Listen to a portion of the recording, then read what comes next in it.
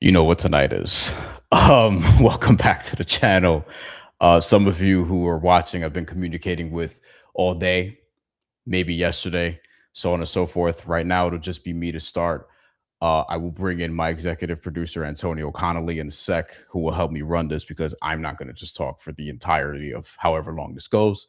Welcome everybody back to the Brian Fonseca Show. Like, comment, subscribe, do all the things. Growing this channel a lot as of late. Had an interview with Dakota Ditchiva uh, from PFL earlier today, and today tonight we're gonna talk about Giannis Antetokounmpo because the stakeout continues.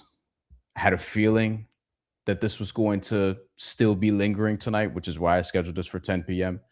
We'll talk about some of the reporting that's been going on around us. But thank you everybody for watching. Antonio, you're gonna help me guide this, so I'm gonna bring you in. We may have some other friends popping through.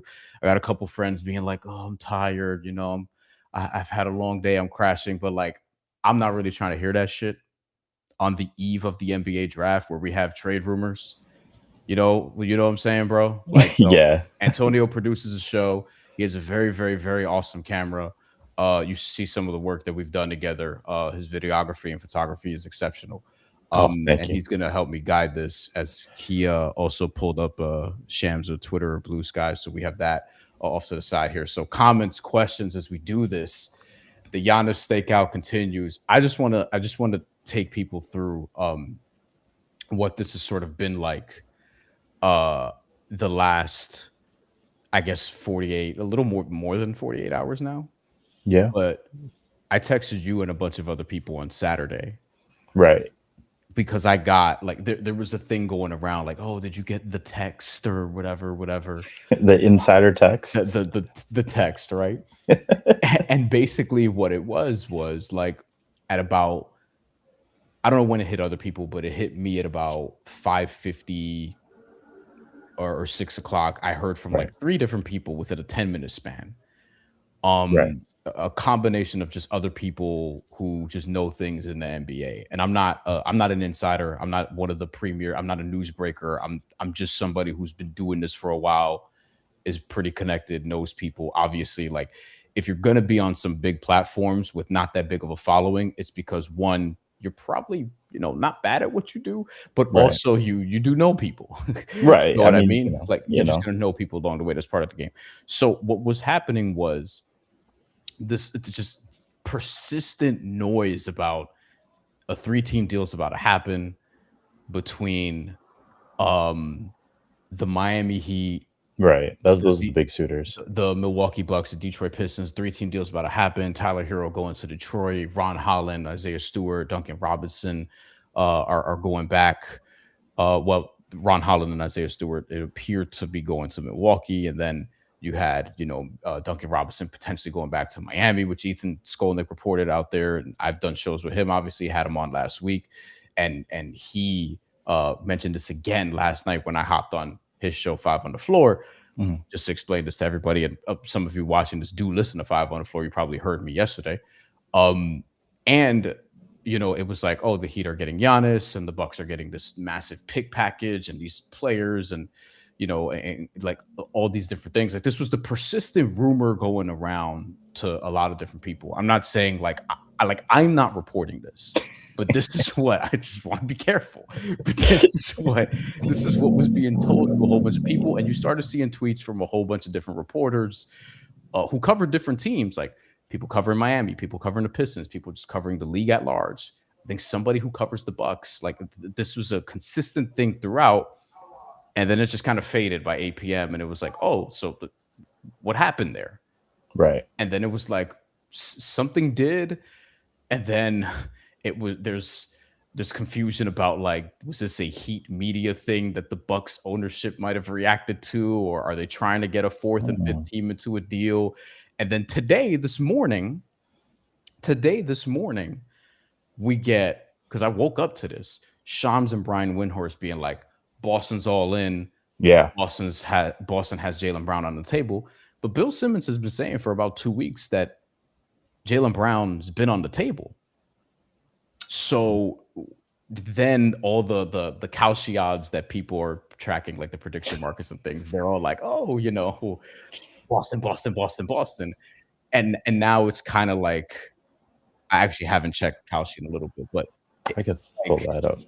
Let me see the Kalshi market. Yeah. Out of curiosity, because they have the Giannis's next team market, and then it's just like, I now we're just at a standstill, and it's like it feels like the same offers have been on the table, and then there's reports about people feeding me shit like, oh, Shams is saying it's going to be 2 teams now. And it's like, well, the final version of this isn't going to be presented or reported or announced rather until July, because the new league year is going to begin later. Because the new league year is going to begin late. Who's driving around you right now? Because it's a very active neighborhood, I'm going to be honest.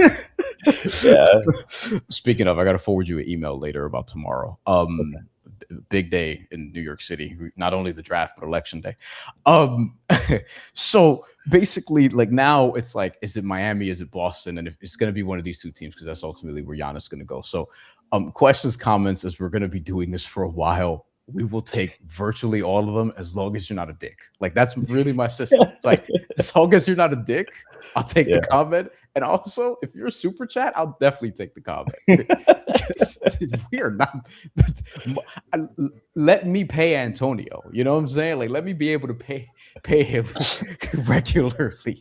So send money to the channel as we grow it. And we've had a couple of actually really good months here. I will. Let me cut in a little bit. So the Kalshi Giannis's next team, it's saying Boston at 66%, Miami at 30%. Okay, that's stays with Milwaukee or retires 8%. I don't know where they got the retires part from, but you know, that's roughly what it's been more or less all day. Okay. Thank you, producer Antonio, for that. By the way, we have Shams posts, Twitter and BlueSky. This is BlueSky, the Shams bot. I hope this is the actual BlueSky. It just says Shams Charania tweets. Yeah, like his tweets just go there. Like, I don't know who operates it. I don't know if it's him, but they literally just go there like immediately after. So we will have that off to the side as well. Okay. Comments, questions, all the things. Let's go and keep leaving them. But that's just I just want to give people the like where I'm sort of at with this right now. I had told some people today, like, all right, now it's like, it felt like Miami to me a couple days ago. Now it's been feeling like Boston over the course of today. And now I'm just like, I don't know, bro. One of you got to make a decision. One of you, in terms of, I left something out, actually. I left something out. There was reportedly from Jake Fisher, and me and Ethan Skolnick kind of intimated this last night. Greg Sylvander might have as well, that there was probably going to be some sort. I don't like that. I just got a text that said OMG, but wait. But yeah, I don't know what it is. But Julius Randle got traded. To the Nets. Wow. Put that on the screen, please, when we find it. Yeah, I'm doing the Giannis stakeout here. Let's see. Oh, yes. I love when a trade breaks live. Oh, my God. Let me yes. see if I can pull that up. Absolutely. We're doing this again for free agency at some point. I'm letting you know. See if you can find on Twitter, because I'm seeing it here, Antonio. Just like find a Twitter account. Julius Randle. I'm gonna get back to. Please, somebody remind me what I was saying. Jake Fisher. It was Jake Fisher. Was like the internal disagreement, if you will, internally, supposedly, regarding the Milwaukee Bucks and their stance on this trade.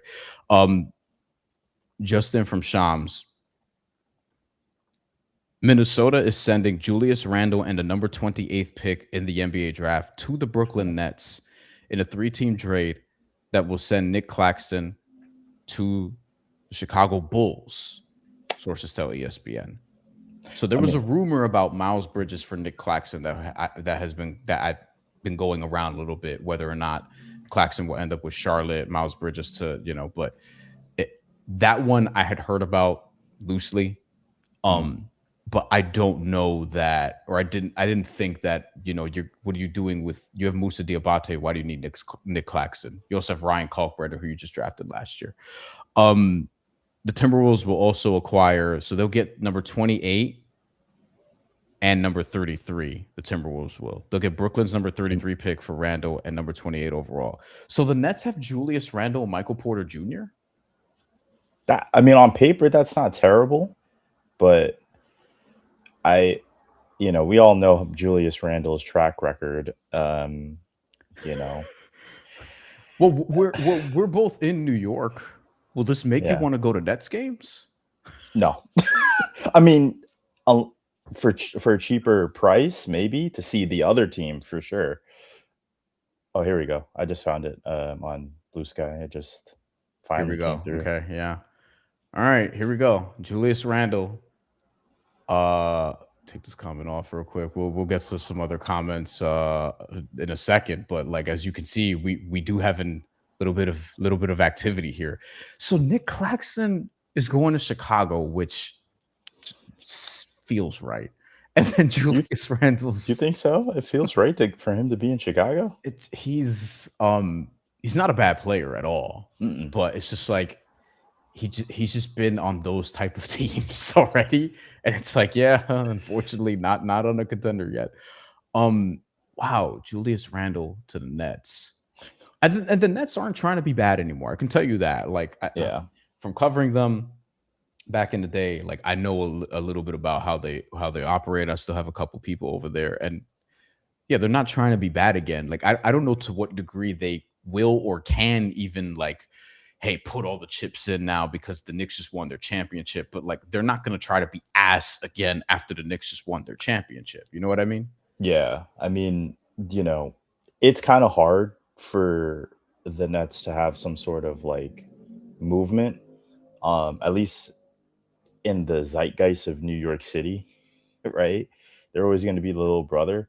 So them trying to go all in on at least making it to the playoffs is going to be interesting. They have picks for days for the most part in the next few years. So, my bad, I was muted. Somebody asked about what the Timberwolves get. I'm actually going to post the let's see if the summary here. I have the summary. I'm going to share it.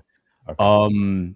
This is per Underdog, because Underdog, while they do some bullshit.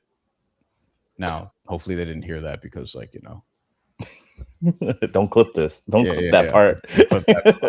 They be on bullshit sometimes, or the admin does, but they do a good job of summarizing things. So the Nets are getting giving Nick Claxton to the Bulls. The Bulls are getting Nick Claxton. The Wolves are getting the number 33 pick, and the Nets are getting. Okay, so I misread this. I apologize. The Nets are getting number 28 and Julius Randle. I think I misread that. I think I had the Wolves getting 33 and 28. That didn't make sense. So the Nets are getting Randle and a number 28th overall pick, yet another first. So I do wonder if the Nets are planning to move up. There is a Nets fan here I'm going to get to. All right, let me see. Let's go do some comments here as we sort of look at this. What up, Donut Dan? What up, everybody? Say less D. I'm 32, not 31, but 32 feels fine. Your knee cracks a little bit more. No, don't say that. I don't love that. Your knee cracks a little bit more. I turned 31 in January, 32 in January. I'm a Capricorn. But yeah, I don't love that. Like, I stretch more than I ever have before I box or before I work out.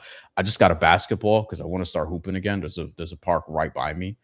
Because I haven't played ball seriously in a while, and I used to like play. But yeah, we'll see how the knees hold up. I'm not trying to do too much. If you want Brian playing basketball videos on the channel, put it in the chat. Antonio's who you tell.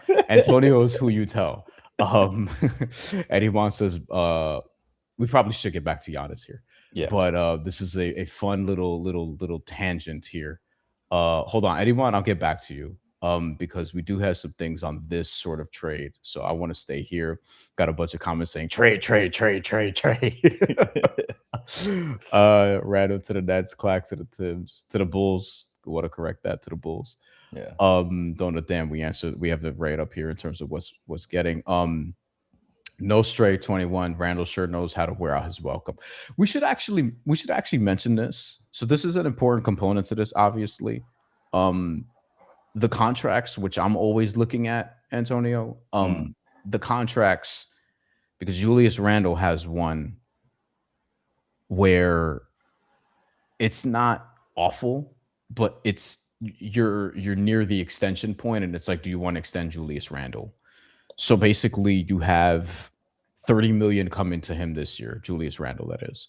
Okay. Then you have 33 next year, and then there's a player option for 35 and 27, 28. That year he'll turn 33.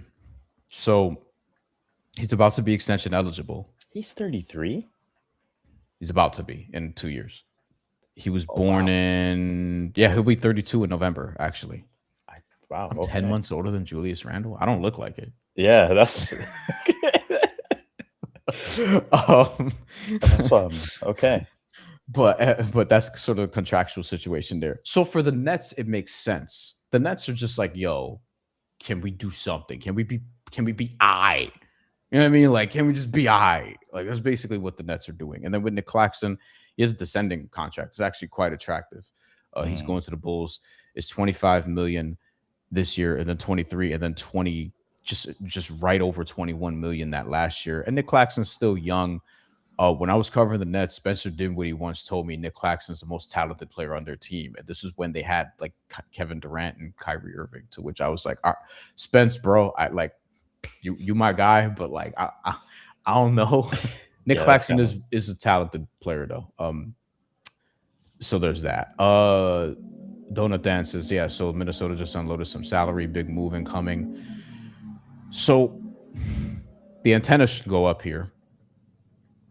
Like, is this the precursor to them trying to be the dark horse team on the Giannis watch as we're doing the Giannis stakeout here? Oh, because you're getting rid of Randle and they're only getting back one of the first picks in the second round. So what's happening here? You know, now it doesn't have to be Giannis, although they got rid of Julius Randle and you still have Naz Reid and you still have Jaden McDaniels. So I don't know what's going to happen with Rudy Gobert. And then you have basically like, are you going to get Giannis? Are you going to make a play for Trey Murphy? They need some scoring outside of, you know, because they're losing DiVincenzo also. Thank you for the donation. All Miami G says T-Wolves going to resign Io now. That's true. That's another thing that they need money for. And teams are really trying to avoid that second apron, trying to avoid, you know, extra tax, repeater taxes, all these different things. Repeater taxes here with the Celtics a lot. So this is basically what the trade is. So for people asking what the Bulls are giving up, I mean, you're getting Nick Claxton into your space, so congrats. And this is all we know right now. So Randle basically just kind of salary dumped here, as Jack points out. So watch the Timberwolves. And this is something I've been telling people for a little bit. Like, you made back-to-back Western Conference Finals. Yeah. And this year you fell short of that. Anthony Edwards' contract expires in 2029. So this year is very important, because if this year is a bad year, then you don't know if Ant's going to start looking around. I've told even Heat fans this. I've told Nets fans this. Like, you don't know when Ant's going to start looking around, because I don't think he's going to retire in Minnesota, but that's just a guess. Like, that's just where it is. They need to do something, is the point. Minnesota does. Yeah, there's the NBA Twitter keeps talking about Ant going to Atlanta. That's another spot. Going back home. Yeah. They also teased like Jaylen Brown also going to Atlanta, which I don't think is going to happen. But you know, those are like what big NBA Twitter people were talking about. Now, I don't know how legitimate that would be, but we'll see. Yeah. No straight. Did I say 21 before? I meant to say Z1. It might be just No Strays 1. You could tell me how to say your name. Just like sound it out. Whatever. Jaylen Brown and Ant-Man are good friends, and both from Atlanta. Just saying. See? Listen, there are worse places to be than Atlanta if you're an NBA player. Particularly a really good one. like a really good one. So, hey man, that's where James Harden gets the plus attributes whenever he plays. It ain't just him, you know. that place is going to become a destination. So, we'll see what happens. I'm also seeing a lot of just like weird energy on the timeline. People saying that they feel bad for Heat fans, where like the deal's not even happened yet. I saw arguments about Hugo Gonzalez from the Celtics too, which was going on a while ago. Which I like Hugo Gonzalez. I also wouldn't call him untouchable. But there's people who say he sucks, and then there's people who say like he's untouchable, and that you can't trade him for Giannis, and just like I don't think y'all don't need to argue about Hugo Gonzalez today on the timeline. Like it's fine, man. Like there's other things at stake. Okay. So to go back to the Giannis stuff from earlier, as I was mentioning. So Jake Fisher had reported that, and Jake Fisher, you know, obviously does stuff with Mark Stein. He does the live streams on Bleacher Report, so he's tapped in. He had reported that there's, matter of fact, I could probably find a tweet and be like a little bit more responsible with this. But it was something to the effect, because I'll tell you what Ethan and I said, what Ethan Skodik and I had said to some people earlier in some conversations and whatnot. And basically it was just like, ownership wants one thing. It appears that ownership don't know if it's all their ownership situations complex, because you have Edens and then you have the minority owner in Haslam who's going to take over in 2 years. But reportedly, he is very interested in having a star still, getting Jaylen Brown. Reportedly, not my reporting, but that's something that's been out there. So I'm going to attribute it to them, basically. Like that's something that was floated around that Jake Fisher also mentioned, and that supposedly some people in the front office want not Jaylen Brown, but they prioritize like the Heat's pick package led by number 13 overall. So that's what's been going back and forth on, supposedly, right? And if that's so, that tracks, because there's still no deal. You know what I mean? Like there's still no deal. And oftentimes, look, billionaire owners are going to get what billionaire owners want. But if they listen to the people that they hire and delegate, then maybe some of the front office will have some say.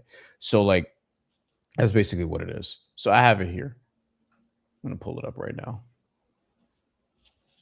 A split faction of Milwaukee decision makers, sources say, this is from Jake Fisher late this morning, so 11 hours ago or so. Split faction, decision makers in Milwaukee, sources say, is deciding between Boston's package for Giannis Antetokounmpo built around Jaylen Brown, where the Bucks also hold particular Hugo Gonzalez interest, as Mark Stein reported last night, plus limited draft capital. Celtics they're not going to attach a ton of picks to Jaylen Brown, because why would you? And Hugo Gonzalez for that matter, compared to Miami's offer of younger pieces featuring Tyler Herro, Kel'el Ware, Jaime Jaquez, and multiple first-round picks. That would include, obviously, number 13 overall for salary matching purposes. That may include Nikola Jovic. And I haven't been able to figure out if Pelle Larsson and or Kasparas Jakucionis are on a deal, if it's one, if it's both, if it's neither. I don't think it's both. I don't know that, but that will be like a yet another young piece that Miami could throw in there. Jaylen Brown's clearly the best player there, but if you're prioritizing a rebuild, I don't know what that does for you. And if you're going to reroute him, that goes against the owner wanting a star, because he wouldn't want a star to reroute him. He would want a star so that you can sell some sort of tickets, even though I don't know how much Jaylen Brown's going to move tickets in Milwaukee with this team post Giannis. Yeah, that's kind of difficult to say. What I'm interested in is that, like, Miami's allegedly giving up a lot. Does this end up being like a, Carmelo Anthony to the New York Knicks situation, and where they gut their whole team for Giannis a year before he's available in free agency? Yeah, Well, guys don't make it to free agency anymore. I know you know that. Yeah. So here's the thing. Oh, wait. Is it? I don't know if this is I don't know if I'm getting punked here. Yeah. But somebody in the comments says Shams reported it. But I'm not. I'm refreshing. Believe me, I am refreshing. Shams' last post that I'm seeing from 13 minutes ago about this other trade. Try not to spam bullshit in the comments. So if Miami were to do this, if Miami were to do this, you would still have Norman Powell and you would still have Andrew Wiggins. True. And you would still have Davion Mitchell. You would still have Drew Smith. You would still have Kashad Johnson. Like, these are a couple of these guys are role players that probably won't mean anything to people, but like, you can still, it's a little overstated that they would have nothing. You would still fill out a roster. Is it a roster that's better than the Knicks? No. Is it a roster that could compete on some level? Yes, because you have Bam and Giannis. You have Norman Powell and Andrew Wiggins around them. You could do a lot worse. You could do a lot worse. Sure. I've seen some people say like they barely make it to the playoffs with that, but people also said that when they got Jimmy Butler several years ago, they were like, he's going to Miami to retire. He's never going to win shit. And the first year he was there, they made it to the finals as a 5 seed. And then they made it to the finals again. And they also had a 1 seed team that lost in the game 7 at home and could have gotten to the finals. If anybody could hit a shot in the Eastern Conference Finals besides Jimmy and occasionally Bam, like, and occasionally Kyle Lowry, like anybody. So they can form a team. And this has been my whole thing about this with Miami. It's like, you can't give up literally everything, but if you can still have like a decent slew of players, then fine. Because the thing with Giannis is like, people are acting like you need to give up everything for Giannis because the Knicks gave up 5 first-round picks for Mikal Bridges and Rudy Gobert landed this, and when Kevin Durant went to Phoenix from Brooklyn, it got this and whatever. And it's like, now with this second apron and in this era, and with teams needing depth to win championships, as we've seen with the Knicks, as we've seen with Indiana getting there last year, they were deep. Yeah, OKC, even Denver before that. Like, you can't, and even Boston before that. Like, you need depth. You need to be able to confidently play 9 in the playoffs to really have a shot. One of the things that hurt San Antonio was there, once you get past 8, it gets shaky. So on top of that, you have with Giannis, 32 years old in December, entering his 14th season. True. Multiple calf injuries. Yeah. Which Boston would then have him with calf injuries and Tatum off an Achilles. Like, that's just kind of weird. And then, you know what I mean? Like, it's just weird, right? Mm-hmm. So, it's not easy for anybody, basically, is the point, because you have the calf injuries, the age, the years, the mileage, the fact that he plays running back basketball, halfback dive, halfback dive, halfback dive, like just driving into people, drawing a lot of contact. He can't, like, he's not a knockdown shooter. So how is this game going to age? Like, it's not as much of a layup as people think. And he keeps getting hurt late in seasons. Yeah, that's true.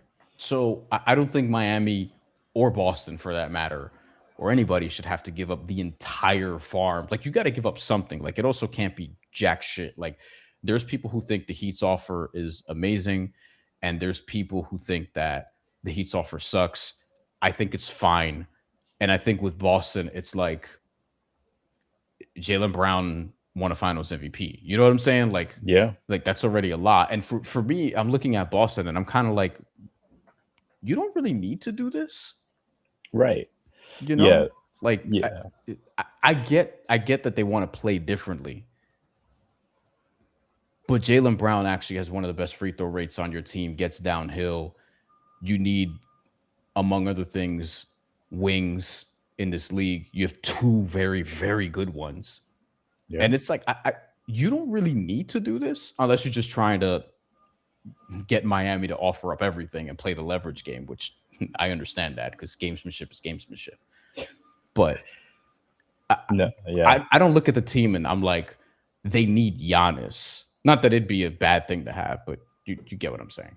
So yeah, I mean, on the Boston front of things, you know, I've seen a couple of videos, just talking about like if they wanted to stay pat and just like kind of be middle of the road and just like improve upon what this team is, they could just sign like a big like Rob Williams, who's going to be a free agent.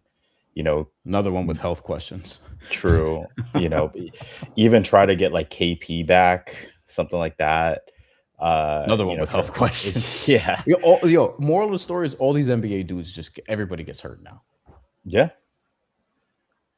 Everybody gets hurt now. You know, and then try to find like a point guard that can control the offense and hit knockdown shots. You know, that's I think that was the middle of the round, you know, road thing that I saw online. All right, let's go through a bunch of comments here. Let me go back to the top because I owe some people. Let's see. Who's the guy on the right? This is my producer, Antonio Connolly, who shoots a lot of great stuff. Has edited a bunch of great stuff, and we went to college together. So, and now we're doing some work together. So yeah, that's my guy. Give him a shout. Okay, Donut Dan, who has some other comments. Brian, I'm trying to see this from Boston's perspective, and I don't think it makes sense. It all seems like a ploy. Milwaukee and Boston are cahoots to get Miami to trade more. Possibly. I don't know. I think it's in Boston's best interest to try to cripple Miami and get them to offer up everything, just like I think it's in Miami's best interest to try to get Giannis Antetokounmpo and keep him away from Boston. Like, it's in each rival's best interest to try to fuck the other one over. It's just, the game is the game. Like, it just is what it is. Yeah. So it is what it is. That's what how do you call it? Trading within your conference does. You know, like, what up, Ibby? Who I know is a Nets fan, says neither Giannis is coming to Brooklyn. You heard it. Neither Giannis is coming to Brooklyn. You heard it here first. Well, you just got Julius Randle, so I don't know. Unless this is the move for the move, bro. I don't know. Anyone 420 says the Heat need to walk away. Also, Ibby, let me know how you feel about Julius Randle being a net. If you already commented, I'll get to it. The Heat need to walk away from this is what Eddie says. I don't think so. I also don't. What's the alternative? I think Kawhi would cost a lot less. I also don't know with the lingering aspiration situation. Like, is he gonna get suspended? Like, he has a year left. Is his knee finally gonna explode? He was awesome last year, but like, can you depend on that? Like, I don't know what the Heat's pivot is, but I've long said, like, if you're not gonna tank, and they won't, because I really think like you can get a lot for Bam at this point. Like, you can call the Lakers, you can call Charlotte. There's a bunch of teams you can call and get a lot for Bam, but at the same time, it's like, if you're not doing that, and they're not, because they will not tank, they will not do a full tear down and rebuild, then can you just like be fun and interesting and put like good role players that make sense together instead of putting all your money to the same type of guard, essentially? Like, can you go? I was saying this before they traded Julius Randle, but I was like, can you see what Naz Reid will cost you? Can you go steal Isaiah Joe? That was before the Hawks got Aaron Wiggins. No relation. Can you call about? Can you do the Pistons deal with just them and you get Ron Holland? You know what I mean? Like, can you do stuff like that? But I don't know. I don't know what to say about where they're going.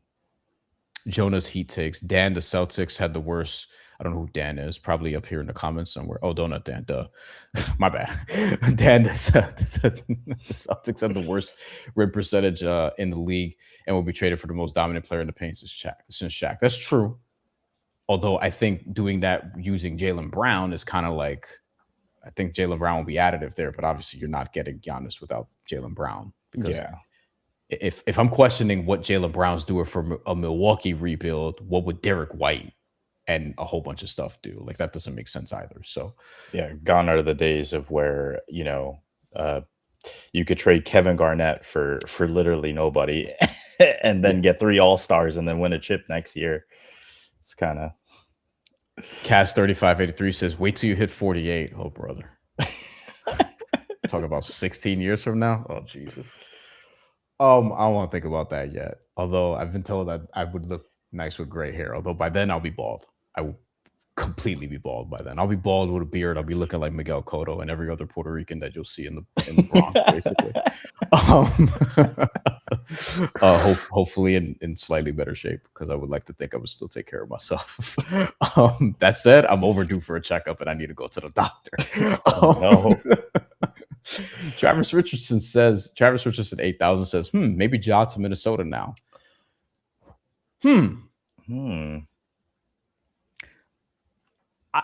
Can I just say, like,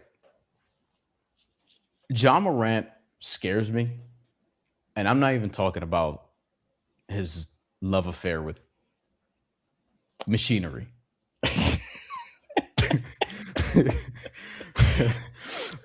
Weaponry.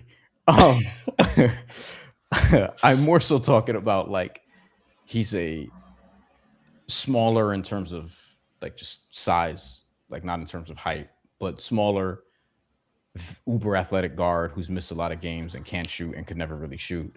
And I don't know how his game is going to age. So that kind of worries me. I feel like you need a particular roster for that. Him and Ant would be really interesting. I don't know how it would do basketball wise. I kind of need to see the rest of the team. They would keep Io, I would think. They better keep Io. But I'm intrigued by that. I don't know what to do with Ja right now. I don't want to say like I'm not saying he's cooked, because that feels overly dramatic, but it's not. I don't know how the game is going to age. And then with the injuries and the play style and what have you, but like him with a lesser usage, because you have Ant, you have Io, and we'll see, Naz Reid will be allowed to like blossom a little bit more. Like McDaniels also. That context might make a little bit more sense. You know what I mean? And McDaniels, great point.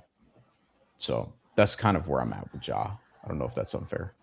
No, I mean, with Ja, he doesn't necessarily, like, on that team, if they were to get him in Minnesota, he doesn't necessarily have to like score the basketball.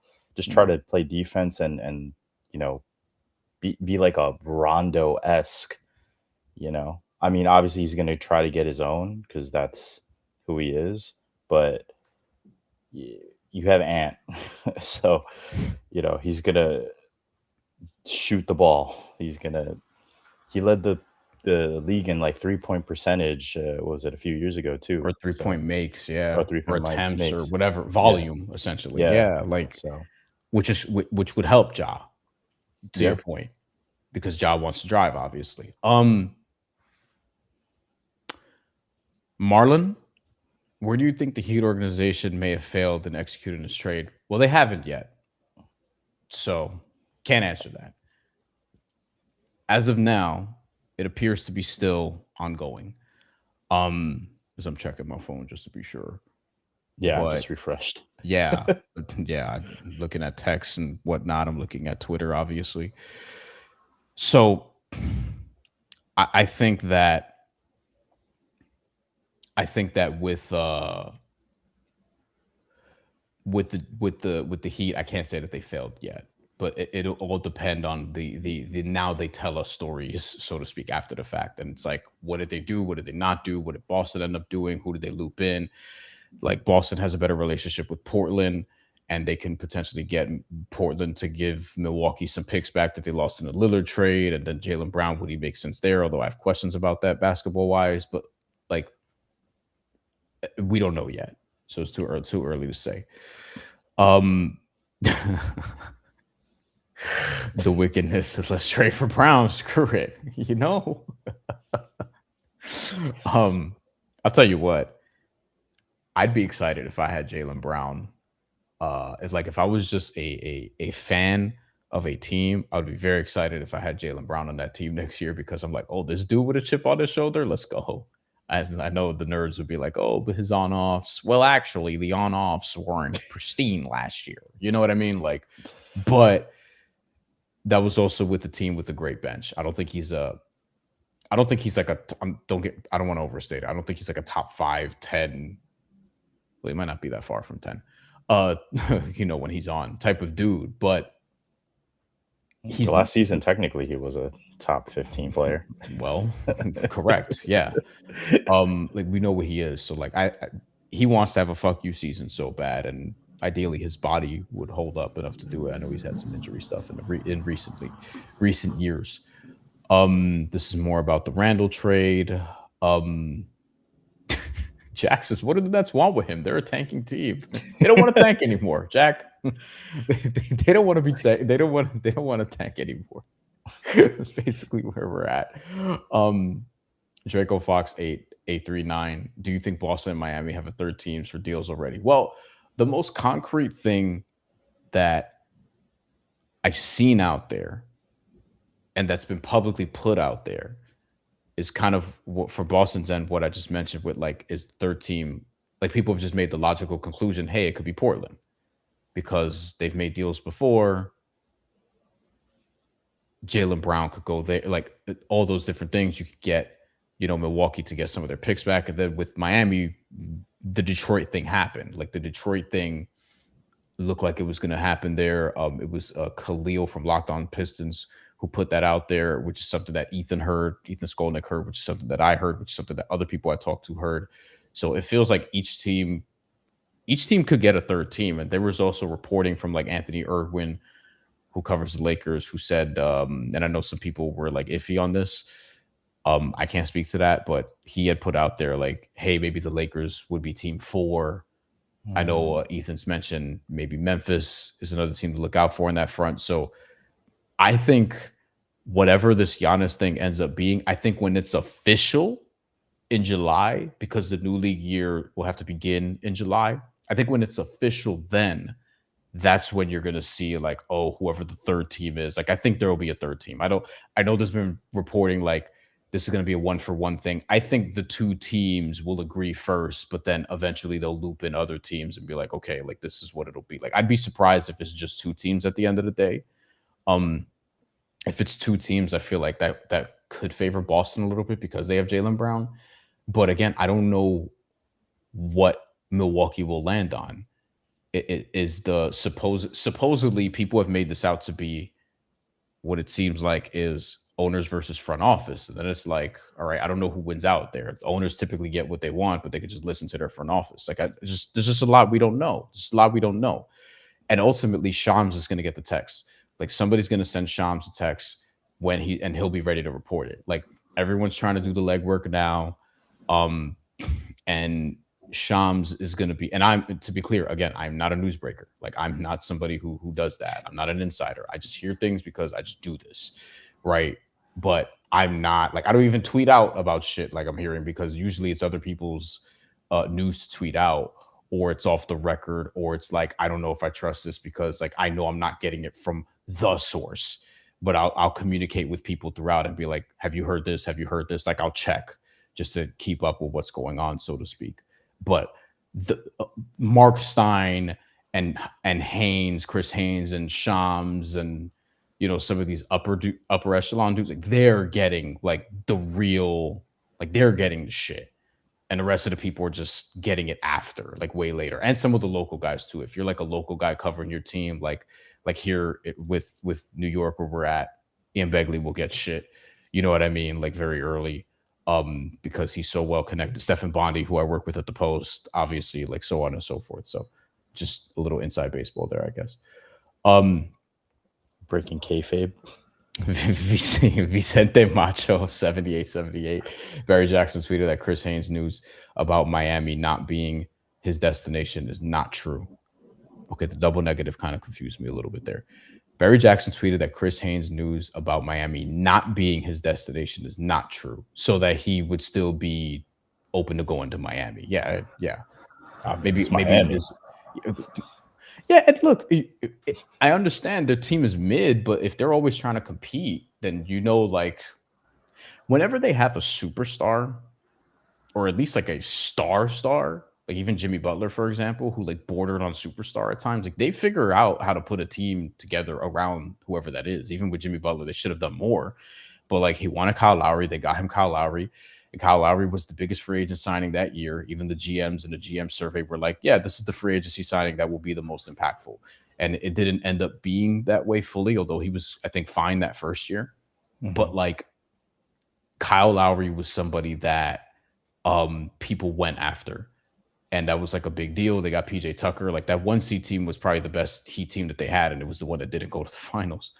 But like they figured out how to build a team around him. And then obviously not to mention LeBron, Wade, Bosh. So like once they get that first guy, like, yeah, they figure the rest out. Not everybody does. Just ask Phoenix. Oh man. You know what I mean? Like, I mean, even Brooklyn too, technically.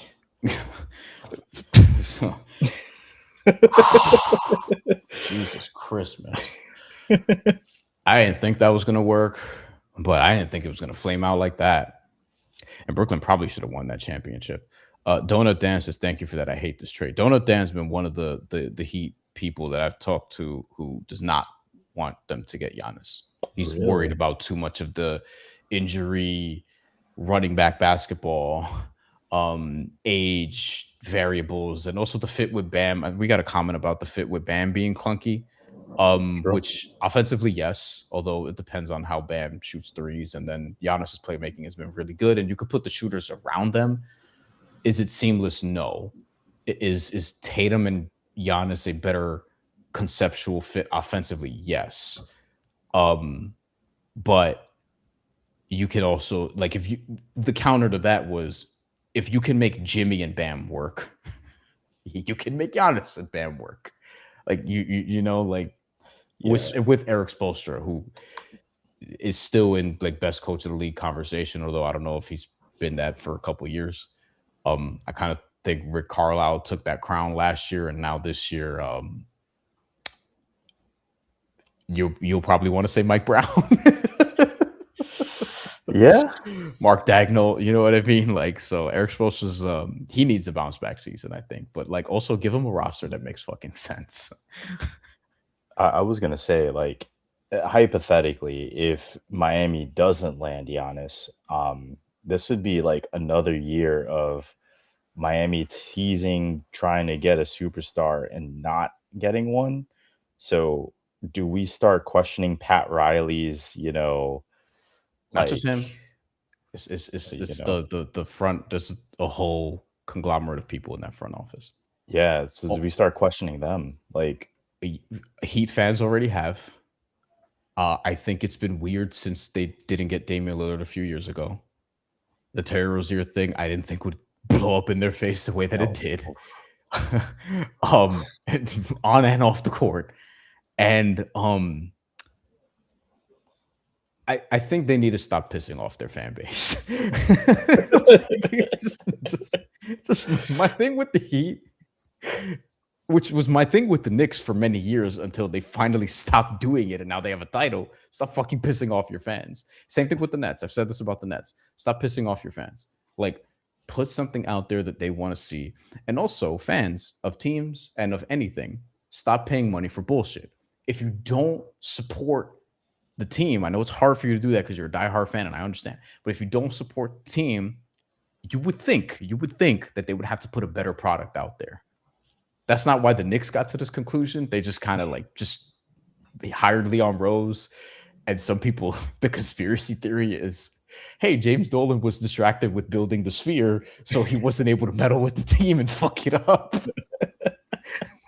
Which I thought was funny that people were throwing that out there, but also, and then like, I think with the Heat, it's like, just stop fucking pissing off your fans and annoying them. Like, your fans are a very reactionary, but also pretty smart fan base. Like they've seen good basketball, and they know what it is to have like an actual contender here, which is why they're pissed off with the teams they've had lately, because the Heat are like, oh, effectively, we have enough, we're good, and the fans are like, no, you don't.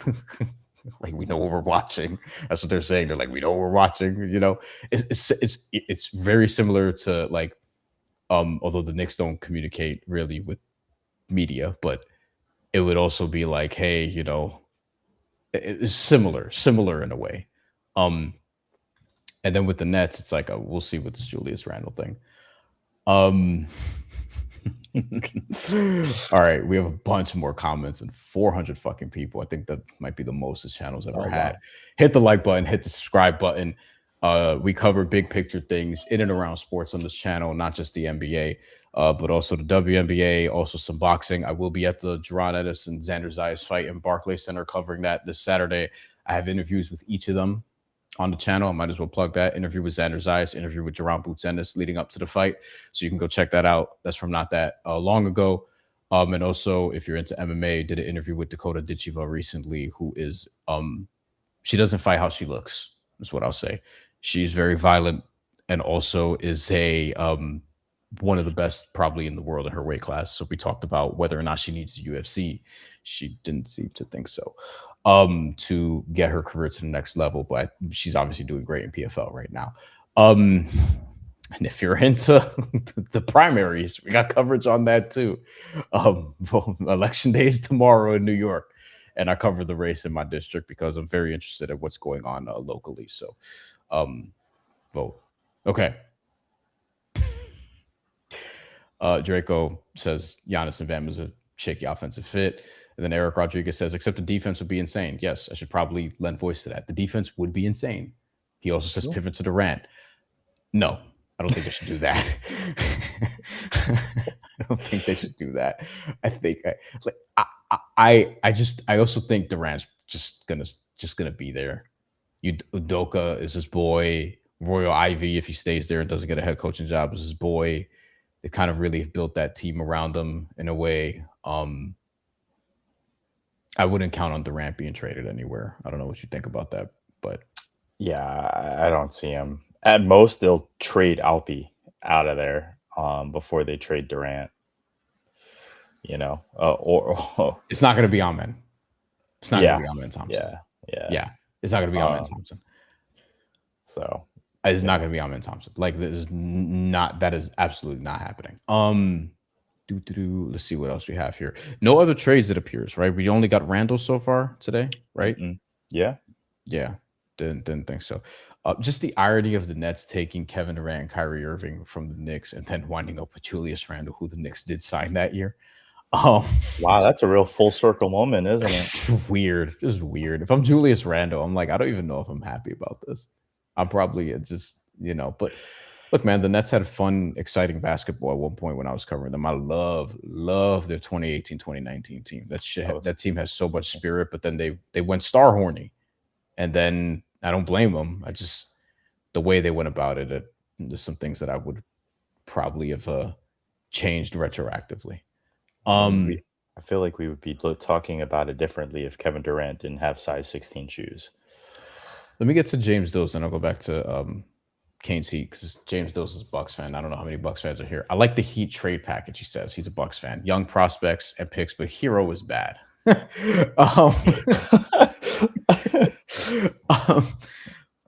As somebody who's not exactly you'll find people higher on Tyler Herro than I am. Really? I've been called the Tyler Herro hater before. Wow. What I'll say is I won't say he's bad, but the league is kind of moving away from that archetype of player, and he's up for a new contract. So that's why it's a little spooky. That being said, if you want somebody to just get buckets on a team that's kind of tanking, but for Milwaukee, I don't think it doesn't appear like if the Detroit thing were to happen again, it doesn't appear that he would wind up there anyway. So that's whatever. But I get it.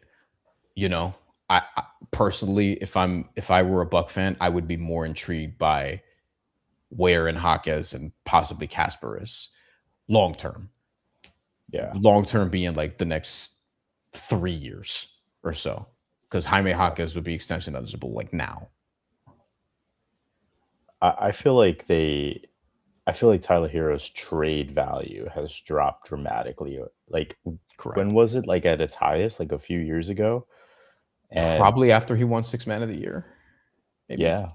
Yeah. So maybe them holding on to him, I think he was a good piece for the Heat, but if you wanted really to get a good return on your investment, they should have packaged him to grab somebody else.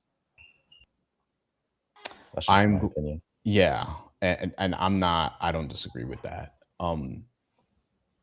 The best times to have traded him would have been basically any other summer leading up to now. I remember in 2019 people talking about, oh, are the Heat going to trade Tyler Herro now that they got Jimmy Butler and he's playing well in summer league? He was a rookie. He hadn't played in the NBA yet. He was playing in summer league. I remember that. Kendrick Nunn almost won Rookie of the Year that year. He's been great in EuroLeague, by the way, Kendrick Nunn. Don't think he's coming back to the NBA yet, but yeah. I want that cat 4527. So it's going to be on here at 2 a.m. Where are you in the world? I'd love to know that. I've had people subscribe to this channel and watch my stuff from all different parts of the world because I'm also covering FIBA. I'm also covering boxing. I'm also covering these things where, like, I've done a bunch of shit on Naoya Inoue, for example, and he's Japanese. So I've gotten people from a bunch of places. So this is not even like a smart ass question. I'm curious to know where you're at, if you don't mind. James Dills also says, I think my Bucks are in a position to win now, but the Celtics, I don't think, my bad. I don't think. Oh, 11 p.m. Eastern time. I don't think my Bucks are in a position. I almost disrespected James' comment. Sorry, James. I don't think my Bucks are in a position to win now, but the Celtics have the best trade offer. For a team that would want to win now, yes. Unless you think you could do both and like trade for Jaylen Brown and trade him again in February. But I don't know. Like, and I've seen Bucks fans be like, oh, but the Bucks can't draft anyway, so you might as well take Jaylen Brown. I'm like, the 13th pick is not nothing in this draft. You're going to get somebody good at 13. It's deep. It's very deep. Yeah. Campo KTH says, hey, Brian, love your content. 5 on the floor. Thank you. The rare occasion that I be there. Sub to get some content from you in the future. Thank you. Hope that you're open-minded in that I don't only cover one thing, but thank you. We also will be keeping up with. There will be plenty of free agency talk here. Antonio, I'm telling you right now, there will be. I don't know when the next stream will be, because the draft is like tomorrow, and I'm gonna be tied up with. I'm not even joking. Election day stuff, and also I'm doing a draft show after because. At the Post, we're doing something on whoever the Knicks draft after the fact, and then we're doing it again for round 2 because the Knicks have picks on round 2. So then Thursday we're doing some sort of film breakdown. But at some point, either toward the end of this week, the weekend, early next week, there'll be another stream just on whatever the hell's going on. And honestly, if Giannis doesn't get traded until like tomorrow afternoon, and if I'm around, the emergency stream might just happen. Maybe. We'll see. It also depends because we might have some construction in the area I'm at. Jay-Z, Jeff, YouTube, YT, knowing Silver, there's going to be no penalty to the Clippers or Kawhi worth mentioning. I got to speed up. I'm taking way too long to get to these comments because there's a bunch. James Dills also says if the Bucks flip Brown, he would have higher value than what the players that the Heat are offering. Yeah. Jaylen Brown has more value than all of the Heat players if you're talking about flipping a player, but also the Heat would give you like a good amount of picks. So it's an eye of the beholder thing. It's really what it is. It's like the Heat are giving you a bunch of bites at the apple, the draft apple. And also some young players that are, I think, interesting. Kel'el Ware, you worry about the motor, according to some people, but like he's super talented, and it's like, can you just get him to do that consistently? You also have Jaime Jaquez, who I mentioned is extension eligible, but like at a bare minimum is a good player. I don't know what he tops out as. Some people think he's closer to a finished product now. I think if he can develop some sort of reliable 3-point shot, that'll be like big for him. And then I think Kasparas Jakucionis could be something like legit. And like you have some young players there, whereas you don't get that with Boston as much, except for Hugo Gonzalez, who John Jewell comments, what the fuck is the deal with Hugo Gonzalez? He's a good young player. He plays hard. That's his whole steez. Yeah, that's hard. He's a solid defender. Yeah. In Spain, he didn't play much, but he was on a good team. And following international basketball, like I knew defensively, like right away he'd be pretty good, but he wasn't all rookie. I don't think he's can't miss. I think he could be a solid player. Like he could be like a good solid role player. I heard one Celtics show today compare him to potentially Derek White at his peak, and I'm like, okay, then I would trade him then.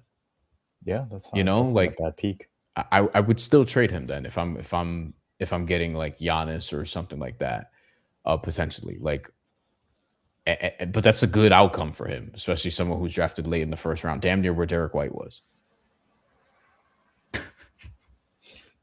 James Will says that he don't even like the players they're offering.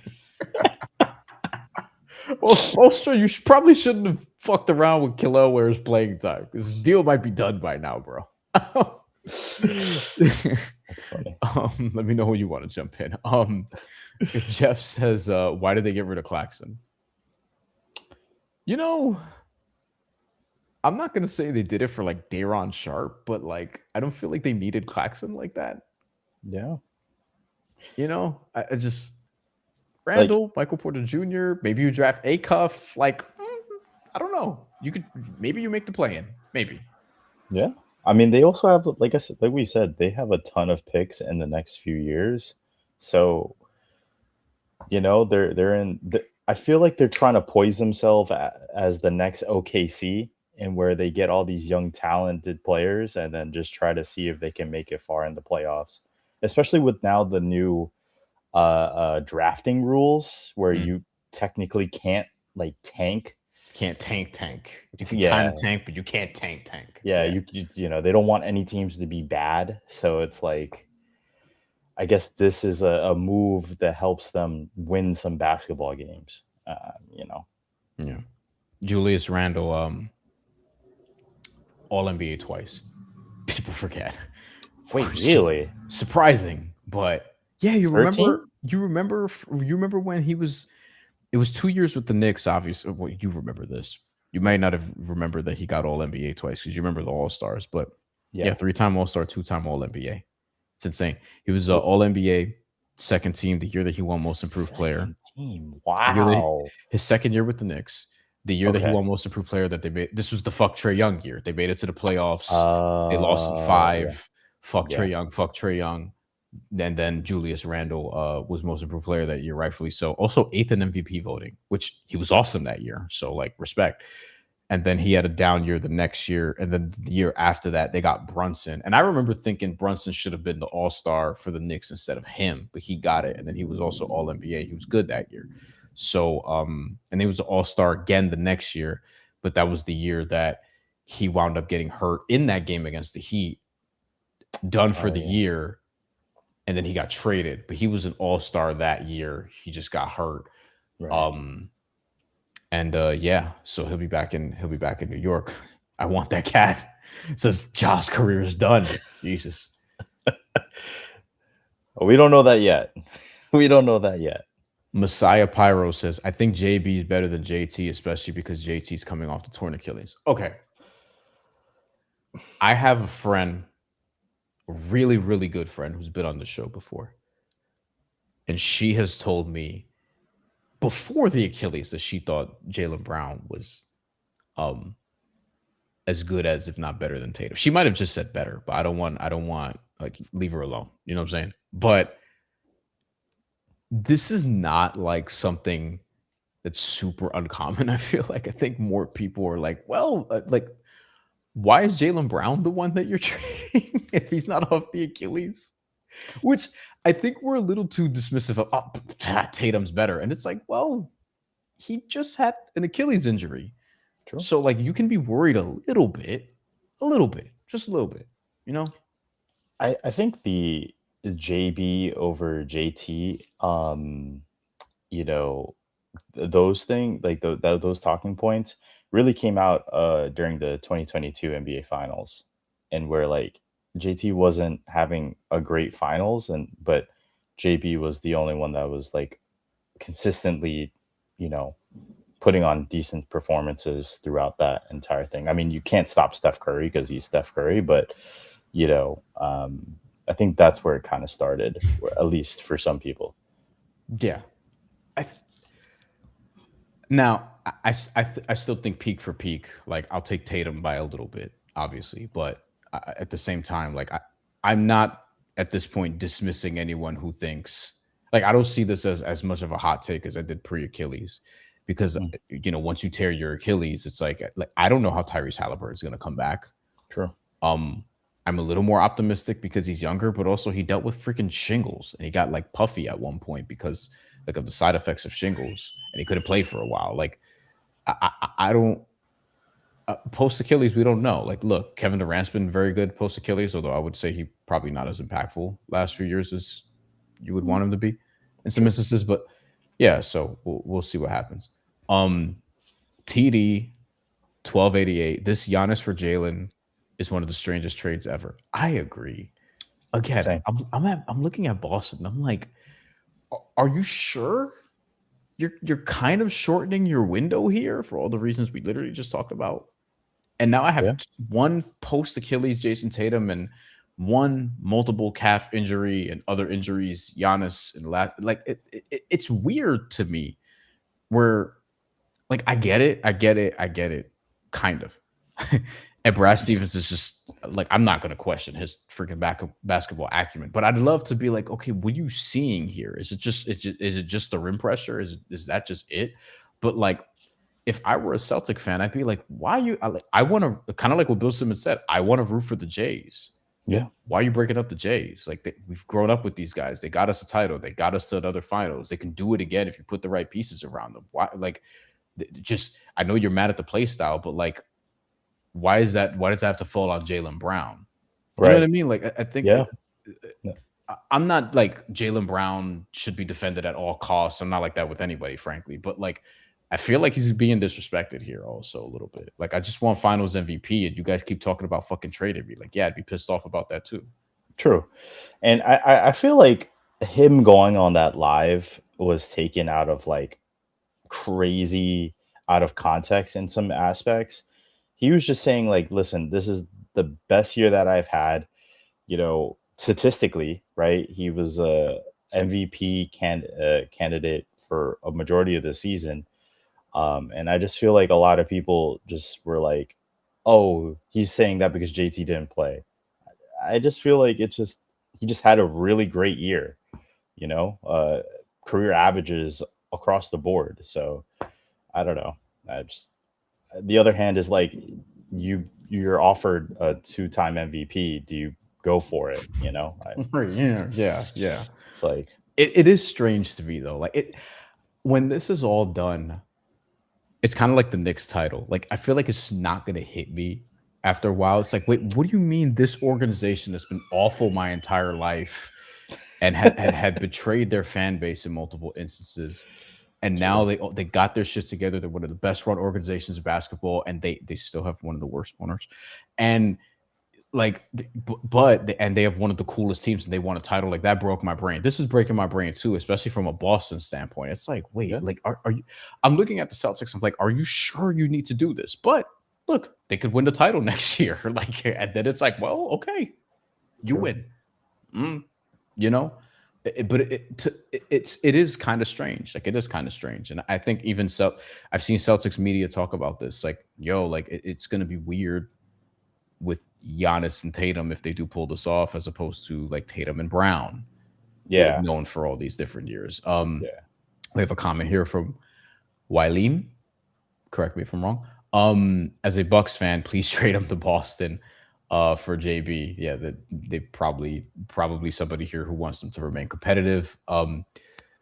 Nickname 8949. I don't understand Chris Haynes' recent report about Miami not even being a top choice for Giannis. Tell me about that report. Like I have if you could find that, Antonio, like see if check Chris Haynes' Twitter, Chris B. Haynes' Twitter. Matt says, is Chris Haynes reliable? Yes, very much so. In fact,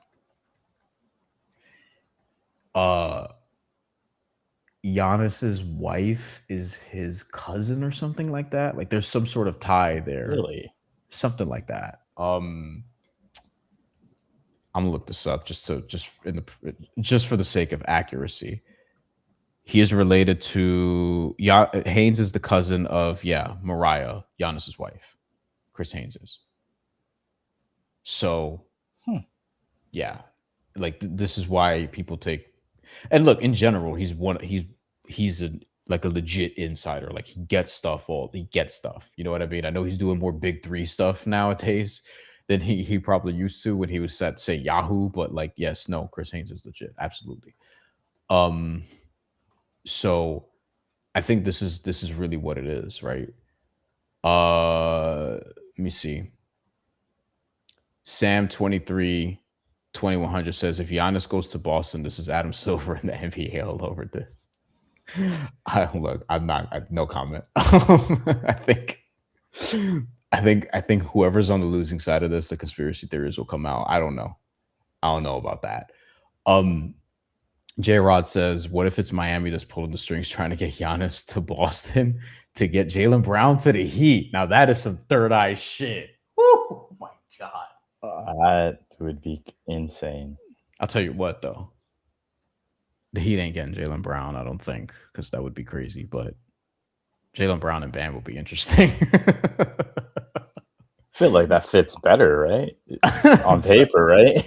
I mean, it's a little bit more traditional offensively. Maybe a lot more traditional offensively. But it just realistically, I mean,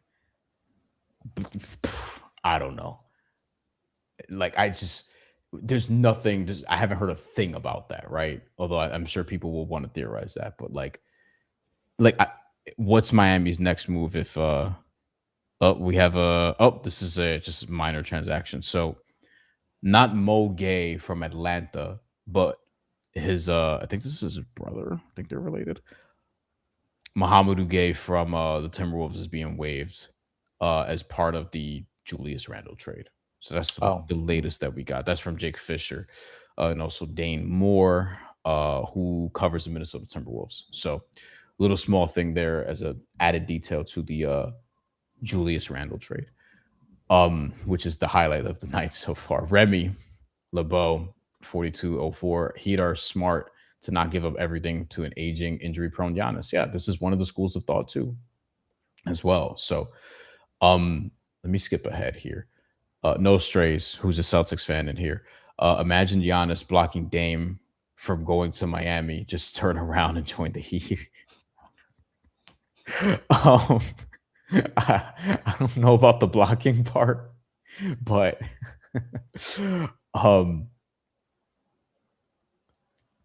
there would be the stories from that will be sort of weird. Here, James Dills again, people acting like Giannis isn't the top 5 player in the Heat, aren't giving up scraps and Herro's expiring contract. I know the Ringer had him 7 after last year. I don't know if is Giannis a slam dunk top 5 player right now in the league with Jokic and Wemby and Shea and Jalen Brunson? Yeah, Jalen Brunson now. We have to say that also. Jalen Brunson, who's been healthy. Who just won Finals MVP. I know Giannis at his peak. Yeah, like when he's at his best, absolute best, he's in the conversation for best player in the world. But if you're coming off of last year and you have all these injury concerns, I don't know if he has to be a slam dunk top 5 guy. You know what I'm saying? So Eric Rodriguez is watching the Heat has been so boring. This is what I'm saying. Stop pissing off your fan base. Because people like Eric will go from watching the Heat have been so damn boring to I'm not watching the Heat anymore because they're so damn boring. If you keep fucking around with their emotions. So this is what it is. Draco Fox says Austin Reeves. He thinks Austin Reeves is better than Herro. I assume this is Herro that he's talking about. Correct me if I'm wrong. I mean, yeah. Currently, probably. I need to see Austin Reeves healthy for a consistent amount of time after last season, where I felt like he was just questionable a lot. And then from a defensive standpoint, I mean, good luck either way. But There was a rumor somebody put out there. Someone texted me about this. Not someone reporting it or whatever, but it was just more like somebody else who covers the NBA. He's like, "Yo, what if the Lakers and Pistons did a double sign and trade with Austin Reeves and Jalen Duren?" And then I heard somebody ask Bill Simmons about that. I was like, "Oh shit!" So that gives you an idea of like what Reeves's value people perceive it to be right now, or what they perceive his value to be right now. But we'll see. Smash the number says Herro to Pistons straight up for this pick, and something else would probably work. I assume you mean the 21st overall pick. So I don't know if the 21st overall pick was in that Heat, Pistons, Bucks thing that was rumored. I don't know that. Because Ron Holland's name got out there, Isaiah Stewart's name got out there, and as Ethan pointed out, Duncan Robinson's name got out there. Like, those are the names that were floated out there. It was on social media. It were things that we've heard. It was things that like other people were talking about. I don't know about the 21st overall pick, so I don't know if that were to happen.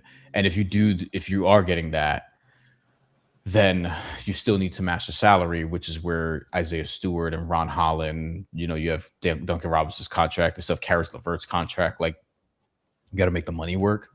I don't know if they're trading that 21st overall pick for Tyler Herro. The Pistons could move that for something, if they want.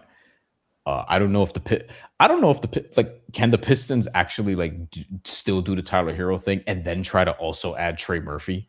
You know what I mean? Like, I don't know. Like, there's some flexibility there, but we don't know what the Jalen Duren contract is going to be. I think you don't want Jalen Duren to make like the Trae Young contract we just saw, for example, or something crazy like that. You want it to be like 30s, I think, million a year or something like that. So that's one variable. Like, we saw, like, for example, locally here, we saw Mo Diawara get his extension, and it's like, is Jalen Duren going to get his extension now? Because you're starting to see like, more talks about restricted free agents getting ahead of these deals before they hit restricted free agency in basically a week. So Jay says, hurry up, Bucks, make a decision already. We are 1 hour and 20 minutes in, no decision yet. Although I will remind people, many trades have broken after midnight, including ones on the East Coast. Although Luka Doncic was a West Coast trade, that happened after midnight. It was like 12:15. I was doing a show. I think I was walking home and someone texted me. From what? I don't know what I was doing. I vividly remember getting out of like a cab because they dropped me off at the wrong location. Oh, don't do that shit to me at midnight, bro. Hell, yeah, fuck that. And then I was walking home, and then I just get bombarded with texts. Did you see it? I was like, what? See what? I was doing a show with Chantel. We're doing our boxing show. It was after a David Benavidez fight, and she texted me, holy shit, Luka texted me. She said it on the show. Holy shit, Luka got traded.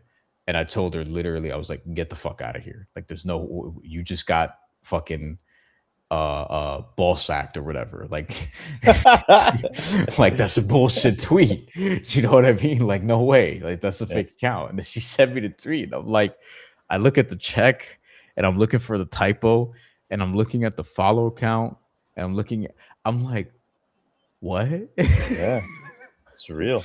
Like, what are you talking about? Luka just got traded for Anthony. What? Yeah. You ever hear Joe Budden on his show when he's making fun of his girl? He does his what? Like, that was me when I found out Luka got what. We need that as a sound. We need that as like a soundboard. Like, that's what it was. All right, let me go to the comments faster so I can get caught up. But like, that's kind of what it was, the Luka trade. So maybe we'll get another one of those. But I agree, make this shit happen already. I want live freaking reaction to this. We got Julius Randle so far, but yeah, we'll thug it out for a little while longer. I mean, I ain't got to get up early tomorrow, I don't think. Smash the Number says, I was hoping the Pistons would do something. Isn't the number one seed in the East win now? ? I think that the Pistons treated this season as their 2023-2024 Thunder season, which is basically see what they could do in the playoffs. And then the Thunder added, I'd say, Hartenstein and Alex Caruso, and then they won the title. I'm not saying the Pistons are definitely going to win the title, but I'm saying that they're going to go for it now this summer after seeing what they have, quote unquote. Like it sucked, but there's also some advantages to that, because now what you could do is, hey, Jalen Duren didn't play well. We shouldn't max him, but also you need spacing for him so that Jalen Duren could do the Jalen Duren regular season shit that he was doing. Asar Thompson needs to get a corner three, or as my boy Scott, who's a Pistons fan, says, an elbow jumper at the very least. Like, part of why Jalen Duren struggled is because he didn't have space, and he didn't have space because him and Asar Thompson out there, and then Cade Cunningham also wants to drive. Like, you need, this is why Duncan Robinson was so important to them, but like, you need just better spacing there. Jalen Duren needs space to do the shit that Jalen Duren was doing. Like, it wasn't, he didn't play well, but it wasn't all because of him. It's like every time he gets the ball, you could just put a SARS man on him too, and he's basically seeing a double team. Not to mention when he's going up to rebound, there's like 3 guys boxing him out every time, because you know who he is. So I just think that the Pistons will now do stuff. What? I don't know. Like, maybe it's a Herro, maybe it's a Trey Murphy, maybe it's a couple different things. I think it should be. You have contracts, you have some picks you can play with. Like, Pistons have a lot of things they could do. I think the Pistons should go all in. Like, you have Cade. Cade is ready. Cade's the guy. He did all that shit on a collapsed lung. Yeah. We're talking about top 5, and I don't think Cade's there yet, but he is sniffing. Like, he is lurking around that conversation. Like, he's lurking around that. But yes, I think that they're going to do that too. Oh, I want that. Cat says, I'm in Indiana. The Pacers are a team that I'm excited to watch next year if Tyrese Halliburton's healthy. If he's healthy, oh I think they could give the Knicks a run for their money. I'm gonna be honest with you. Oh yeah. I think so, for sure. Remy says a lot of people in here sipping on the Giannis Kool-Aid, and then 12 happy time agrees with him. Yeah, I think some people treat this as like, oh yeah, you have to actually you have to go all in for Giannis. You have to trade everything for Giannis, as if it's 2021 and not 2026. Like, it's you have to be careful. It's still not that obvious, I don't think. So that's what it is. And Smash the Numbers also says he likes Giannis. He has his shoe.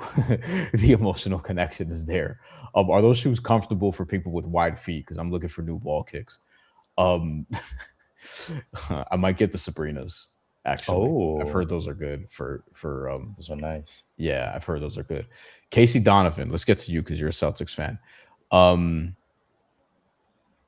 Isn't Herro's contract expiring after this year? Yes. I'm a Celtics fan, but Tyler Herro's contract is not the albatross everyone is making it out to be. I think people are more worried about the extension, Casey. That's what it is. Although, if you treat him as a rental and then you try to flip him in February, which I think Milwaukee could do or somebody else could do, then yeah, I totally see the point. Also, I think JB will complement Giannis better, possibly, than Tatum. And he says, and I'm a Celtics fan. Tatum adds creativity and passing, which is very valuable, something that JB doesn't have. JB is a better pure scorer, though, gets hotter, and is more clutch than Jason Tatum. I don't know if there's numbers to back this up, but I do get the sense whenever I watch the Celtics, like, I feel like late in games, I'm like, I feel like I see Jaylen Brown get to the rim more and settle for a midi less than Tatum. Maybe that was just this season, but I don't know. But I have to look back at some of these final possessions, because I haven't done film work on the Celtics for a while for reasons that are obvious, because they got eliminated 2 months ago. Casey also says, last shot of the game, I want JB over JT. I wonder how many Celtics fans actually share that sentiment. And then there was another comment I wanted to get to here. Gerald, who says Jaylen Brown is way better than Tatum. Jaylen Brown carried that team by himself the whole season. It's just the media that is in love with Jason Tatum. Wow. Yeah, I mean, I think the media does love JT, you know. And he did carry this season. I feel like a lot of Celtics fans weren't expecting JT to come back at all. They wanted him to take that full gap year to like Halliburton did, basically. Yeah, he did play well. Like, he won Player of the Week, I think, when he did come back. So around then, I think, yeah. So it's just unfortunate because the Game 7 he didn't play. People will always say, "Oh, what if he played?" Hold on, we're gonna skip ahead. We're gonna skip ahead real quick. I will go back, and then Casey Donovan says, "Oh no, that was something else. I'm gonna get to that. I thought it was something related to something else. I'm not being clear at all. My bad. That's terrible broadcasting on my part. I apologize. Still subscribe to the channel. This is the professional, by the way. This is the professional of 10 years at this point. That doesn't age me at all. And plus, Killer 456. Milwaukee triple dip, Giannis to Boston for Brown plus stuff. Brown to Miami for the Giannis package, and Herro to Detroit for their stuff. Casey says, "I like that idea." We're making friends, Antonio. We're making friends. You go. I appreciate it. Put it in the trade machine. Let's see if it works. Correct. Let's get to Lou. Lou says the Heat will build a strong roster around Giannis. I do agree with that. There's something that Ethan Skolnick has told me like numerous times on the show, where he's always said like he has less of the Giannis concerns that I have. He has them, but not to the degree that I do. Which is, it's not saying I wouldn't trade for him. I'm not giving everything for him. Like, I need something back because I'm still worried about the long-term prospects of this. But he's also been on like, hey, the Heat know how to do this. Like, they get the star, they build the roster around. They're not some of these other organizations who they get the star and then it's like, what are they doing? Like the Clippers, the Nets, for example, or there was a good one that at Phoenix.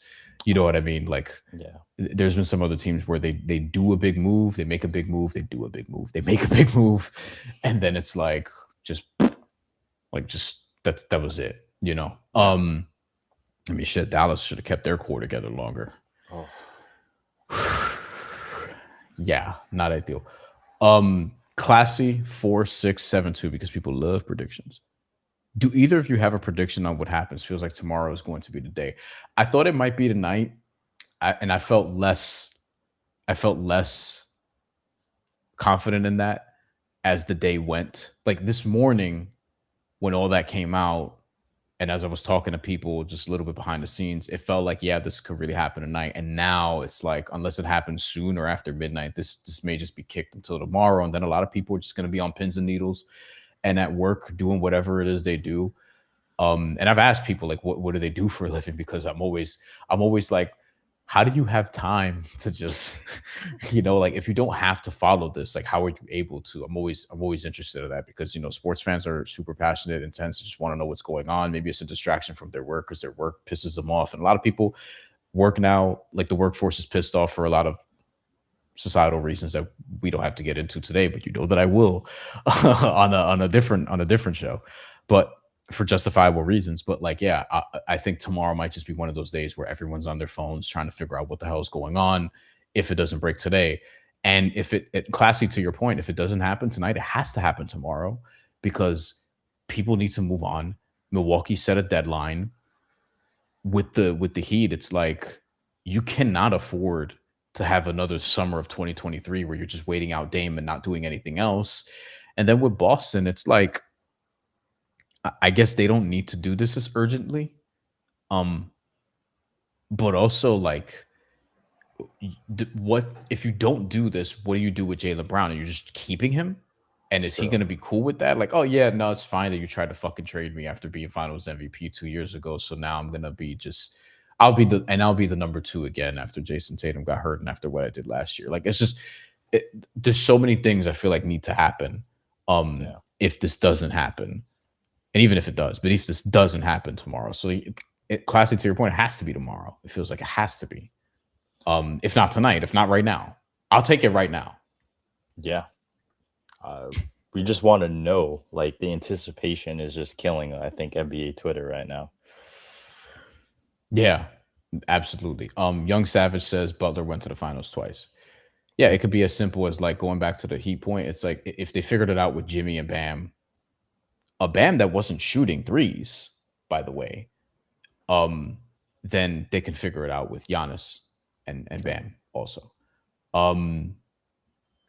Casey says, what else could Miami add to the deal? Well, it depends on what's in it completely. So I'm pretty sure, based on reporting and talking to Ethan or whatever, it doesn't sound like both Kasparas and Pele are on the table.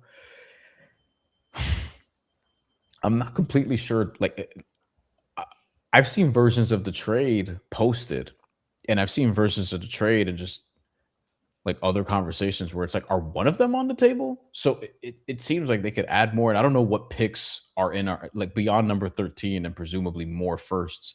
They could offer up to 3 and then swaps. I don't know how many of those are on the table. So it does feel like, yes, if they're not offering everything, then yes, they could add more. But what that is it more swaps? Is it swaps period? Is it another pick? Is it another one of the young guys? It feels like there's something there, or a combination of them or whatever. So yeah, there's more, but also like I would need to compare both offers, which I guess we'll do once the deal is done or not. JJ Maciel 926 says, why would anybody want to live in fucking Boston? I've been to Boston twice. I haven't been yet. Twice I've been. I went and we stopped there for a while. I wasn't there for like the entire day, but we stopped there for a while because when I was in high school, in order to get ready for basketball season, I was running cross country, and my basketball coach was also my cross country coach and also my track coach. And he told me, run cross country and you'll be in the best shape of your life. And he was right. And we did a meet at Brown University in Providence, which is near Boston. And I think we stayed in Boston, or we were just in Boston for a while. And I remember just being in Boston.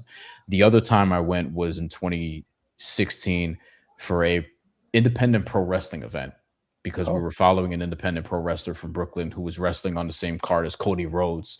This is Cody Rhodes pre-AEW, 3 years before. This is before All In, before all that shit. He was on the card. I'm trying to remember who else.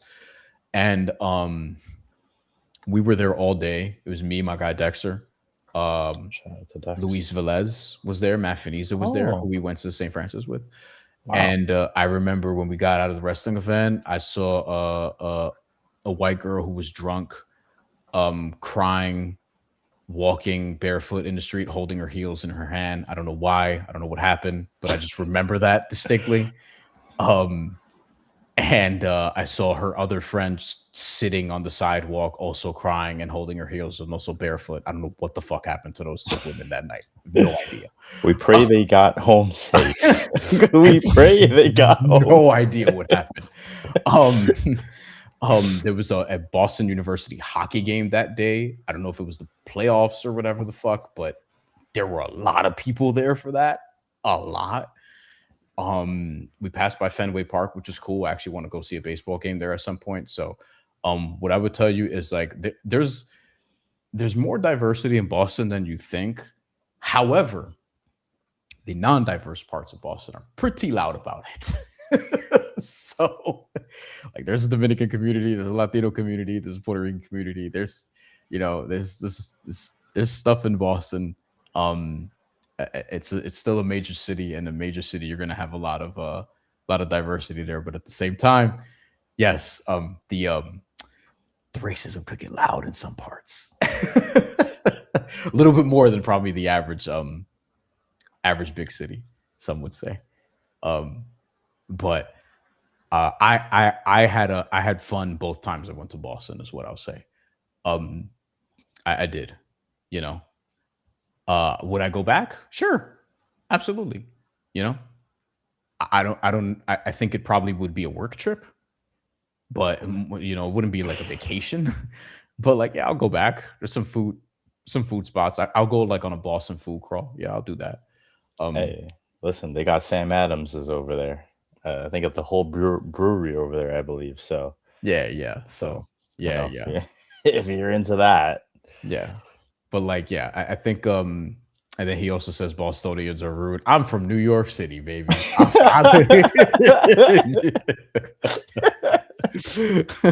So people aren't as rude now because they're very excited about the Knicks winning championship or whatever.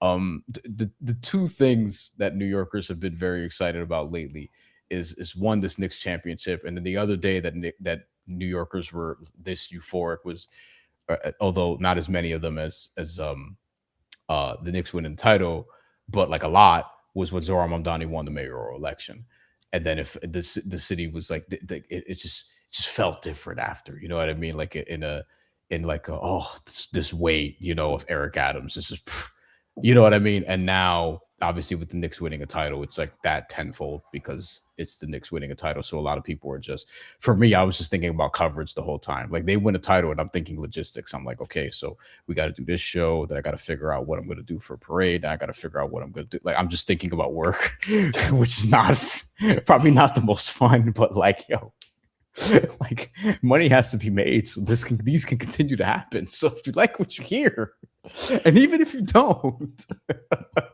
support the program, like the show.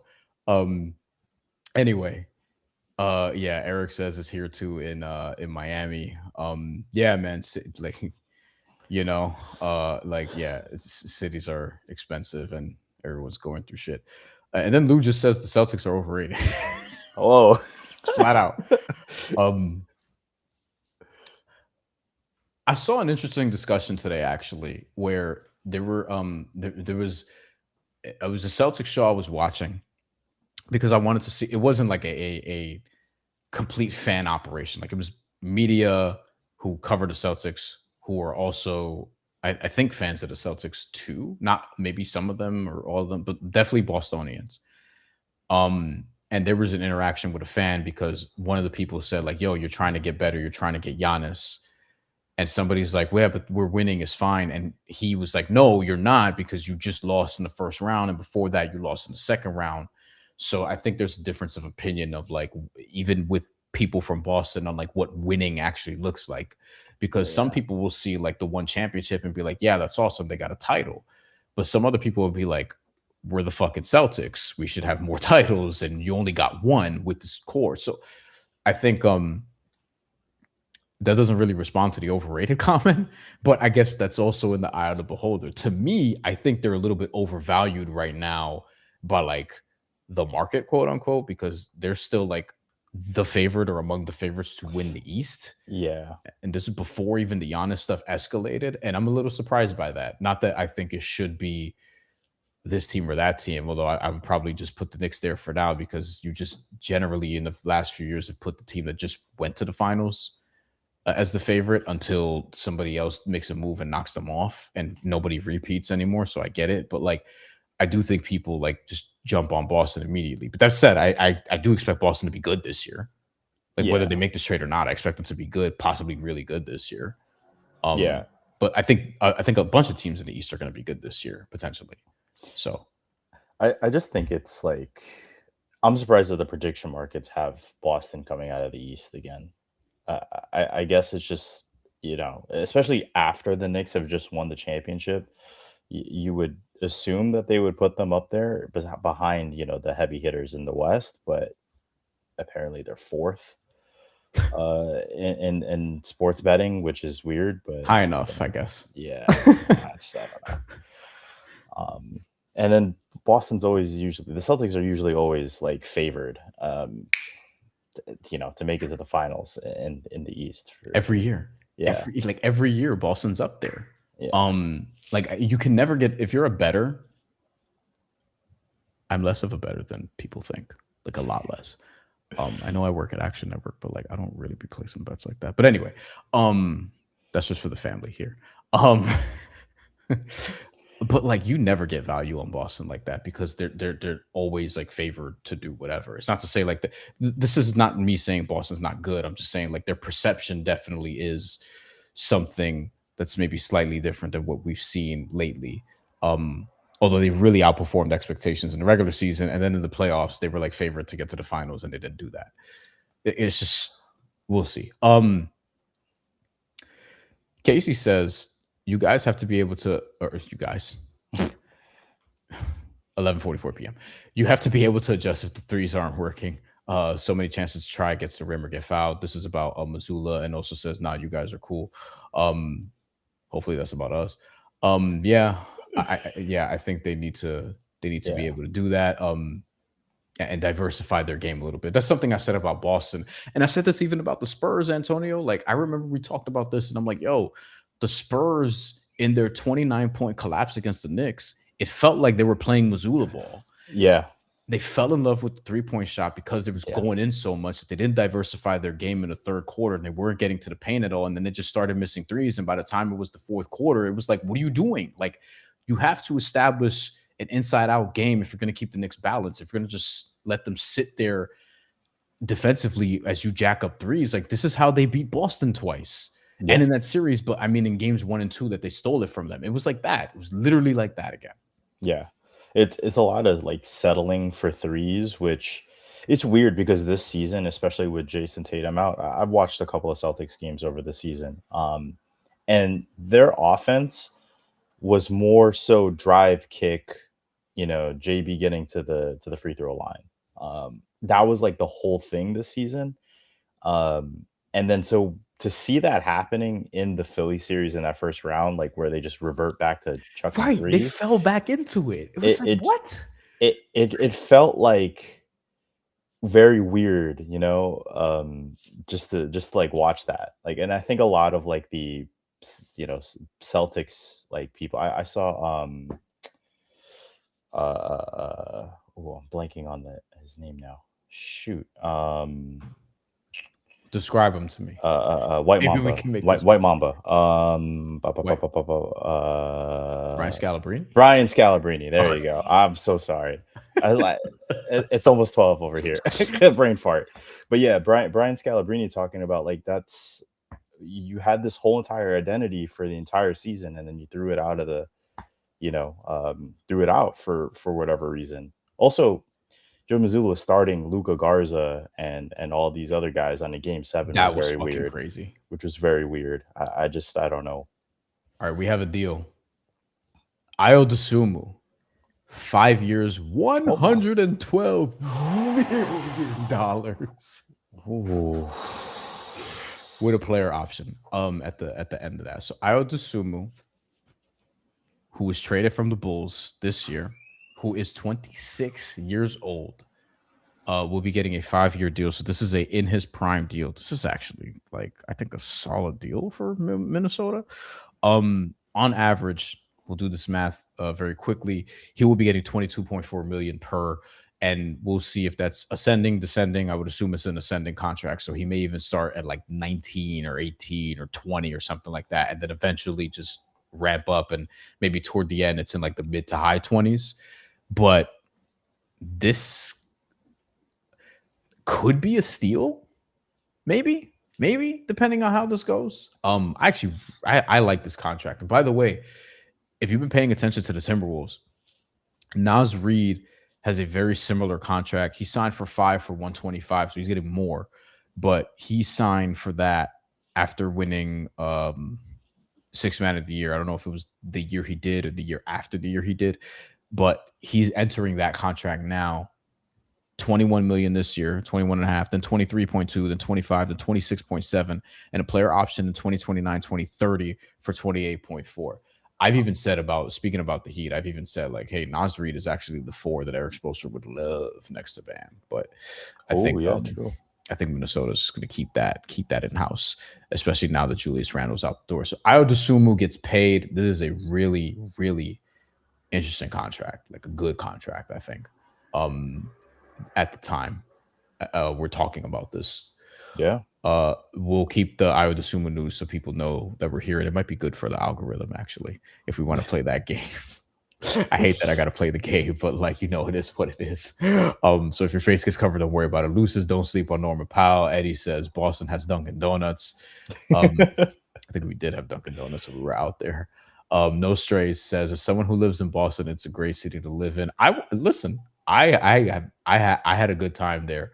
I understand there's like a reputation that follows the racism in Boston. I think some of which is earned, but like I also oh wait, hold on. No Strays says As a black man in America, I never knew racism had a zip code or city limits. Hey, listen, bro. Then I don't need to tell you anything. You like listen, people like Antonio's Filipino, I'm Puerto Rican. The majority of my friends are of color, as a matter of fact, and the people that I talk to in this industry. The people who showed me love early on were older Latino reporters, older Black reporters, oftentimes before anybody else when I was like coming up. And I would say that I still am because I'm in my very early 30s. But yeah, like did you know what it is? So a lot of different cities honestly go through this bullshit. Casey Donovan says Boston might be the most aesthetically, Jesus, beautiful big-ish city in the US, I think, honestly. And then also says San Fran is beautiful too. I've never been to San Francisco. I could tell you I think New York is great. He also says, yeah, Mamdani is a breath of fresh air. 1,000,000% agree. Or 100% agree, as Kareem would say on Subway Takes. Campo says, wide shot here should visit Sydney. It's gray here when it's not humid.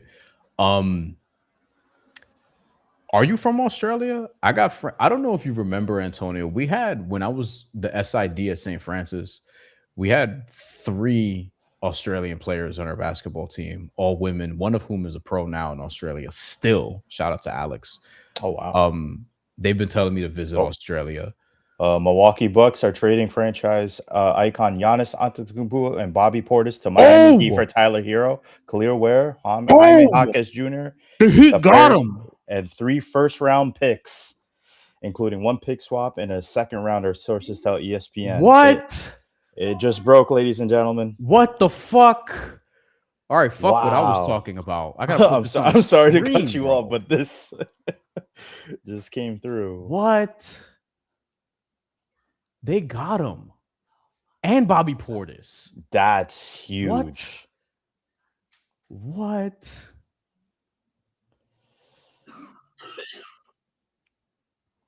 I'm just sending a few messages to people, but that is huge. That's a package. That is a package. Okay. Shams Charania officially. The Heat are getting Giannis Antetokounmpo and Bobby Portis.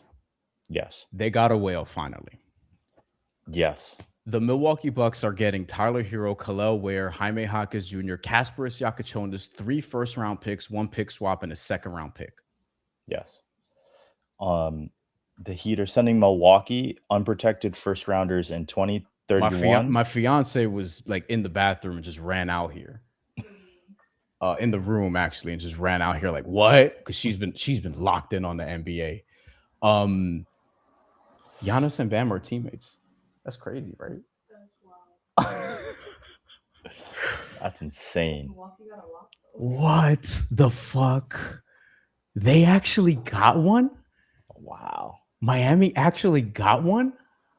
It's the law of averages. Okay, guys.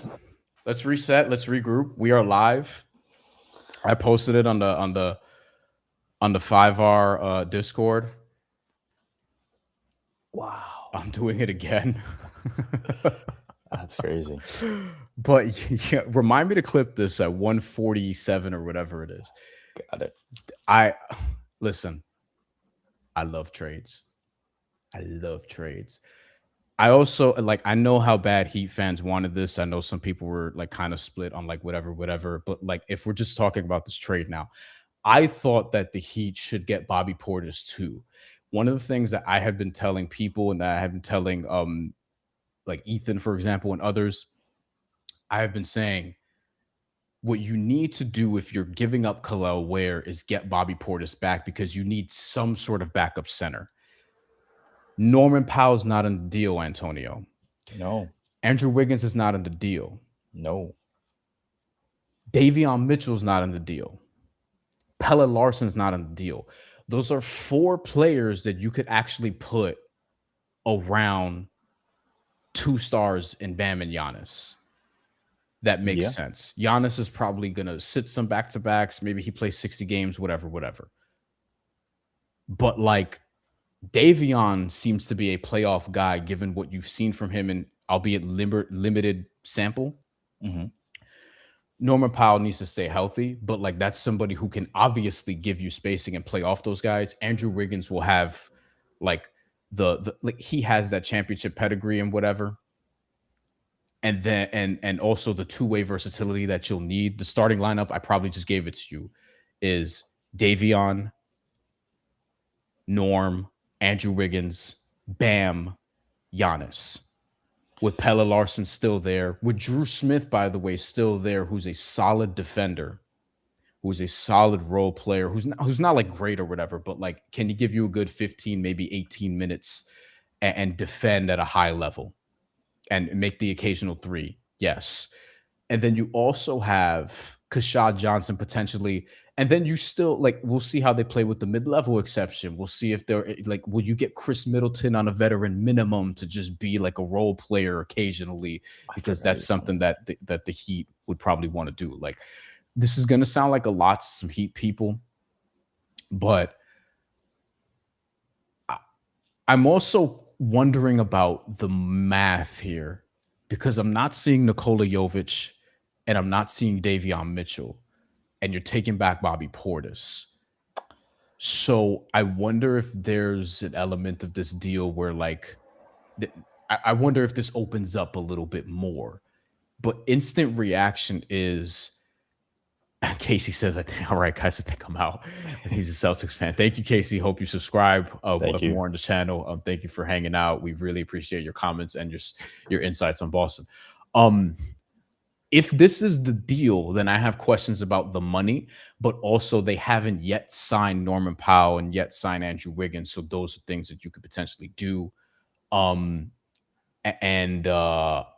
There may have been like a trade exception involved or maybe a mid-level. Like there's some questions we'll need ironing out as this becomes official in a week plus, a little bit more than a week. So I'm glad that I said not 10 p.m. and that we were going to rock out until like about 12 and we're here. Wow. So what is your instant reaction to this? Because I need to stop talking. Yeah, no, this is crazy. We'll go through the comments. We'll go through the comments after. This is crazy. This is. I believe Eric Spoelstra was going to figure out a way to handle this. Holy shit! And historically, the Miami Heat has always been able to find like these gems in the rough to fill out their bench. I mean, that's where we found Max Strus and a couple of other players during those finals runs. I am curious though where their salary cap is at now, because if they do want to re-sign all these other players, which they should, who are they going to re-sign? Or is there are there other teams within this to take off some more cap space? Because that's a question. Yeah. I'm just like going through because I'm getting messages. Although I don't have anything in terms of like where we at with exceptions. Okay, Shams follows up. Celtics offered the Bucks a package featuring Jaylen Brown and 2 first-round picks. I'm not seeing the words Hugo Gonzalez. I also assume one of the first-round picks was from this year. I think now the Celtics are going to have a tough conversation with Jaylen Brown. Yeah. Shams follows up. Heat President Pat Riley. I'll just throw it on the screen for you guys. Actually, it's here because I think that Heat President Pat Riley now makes his long anticipated new landmark. This is all the colorful language shit that reporters have to do when they break an acquisition. Hey, don't break landmark kayfabe. Acquisition with Antetokounmpo, joining elite Miami pickups such as LeBron James, Shaquille O'Neal, Chris Bosh, Alonzo Mourning, and Jimmy Butler over the last 30 plus years. Riley will pair the 2-time MVP with Bam. whatever. Also informing teams that they were open for business at the draft and the combine in May. Bucks general manager John Horst, interesting that he mentions him in particular, landed a haul with the Heat's offer that brings high-level starting rotation players and young talent, as well as significant draft capital. Significant draft capital is a word that he used. So here's why I think that's important. Because the persistent rumor was, and what people had heard was, this was, I don't want to overstate it and say power struggle, but a maybe disagreement. And it could have just been like a cordial one. It didn't have to be like nasty or whatever, about what ownership wanted, particularly Haslam, who's going to take full control of the team. He's a minority owner now, but he's going to be full majority owner in 2 years, versus what the front office may have wanted. And it appeared that the front office would value the picks, whereas the ownership would want the star and Jaylen Brown and what have you. But objectively, if all they offered was Jaylen Brown and 2 firsts, then I can see why you would want more bites at the apple with the picks, and then also all the young players. Like I know none of them are going to be Kareem Abdul-Jabbar. Sorry, like okay, but like Kasparas, Kel'el Ware, Jaime, and Tyler, like for where Giannis is now with the picks, like okay, like this to me feels. It doesn't feel like Milwaukee got hosed. Right. Chat, I will throw up comments in a sec momentarily. Do you guys want to browse Milwaukee Bucks Reddit? To see the fan reactions? Oh. Or Celtics fan Reddit. Or Heat fan Reddit, as a matter of fact. Heat fan Reddit. Heat fan Reddit should be like really, really like happy. I think a lot of people. You know how much coke is moving in Miami tonight. The DJs are going crazy right now. The DJs are going crazy. That is nuts. Wow, they actually did it.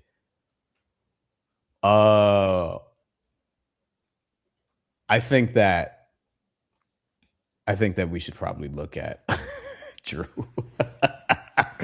Shout out to Drew Starr, who, if you follow the Heat in any capacity, he will aggregate anybody, including myself, occasionally in terms of what's going on with the Heat. Drew, your work is just getting started because now you got to see how this team fills out. So we're getting some behind the scenes stuff here. Okay, so we'll drop this Ayo Dosunmu shit right now because I also had there. Eddie notes that the Heat lose the MLE. Okay, regrouping one more time. So I will put the trade back on the screen. As a matter of fact, I think I should keep it up there. Goodness gracious. We actually have the full story here. You guys want to do some reading? See if Shams provides additional detail into this. We're not going to read the whole thing word for word, but he just reiterates at the top here. By the way, it's my brother's birthday. Happy birthday. Hold on, we got comments. Goosey on top of Goosey on top of Goosey. I love the names name. People just come up with. Boys, my wife just screamed at me for yelling so loud. Goosey's a Heat fan. And then we have a Celtics fan here because we have some Celtics fans here today. Celtiverse W for being live for it, guys. I mean, I had a feeling it would be tonight, Celtiverse. Let me know how you feel about where the Celtics are at. I actually think the Celtics are fine basketball wise. I just think the Jaylen Brown situation is now like, you know, I'm sure you think he'll be a pro, but like it's a conversation you have to now have, and maybe you've had it already. Like he and Brad have known each other for a while, but like, yeah, I think Boston basketball wise is okay. Okay, Shams, Giannis and Bobby Portis for Herro, Ware, Jaquez, Kasparas Jakucionis, 3 first-rounders, including number 13. Remember, the reports were persistent, and even this made it to me, but like this started with Zach Lowe, started with all the bigger guys who have said Milwaukee is moving as if they're going to have 2 lottery picks in this draft, 10 and 13.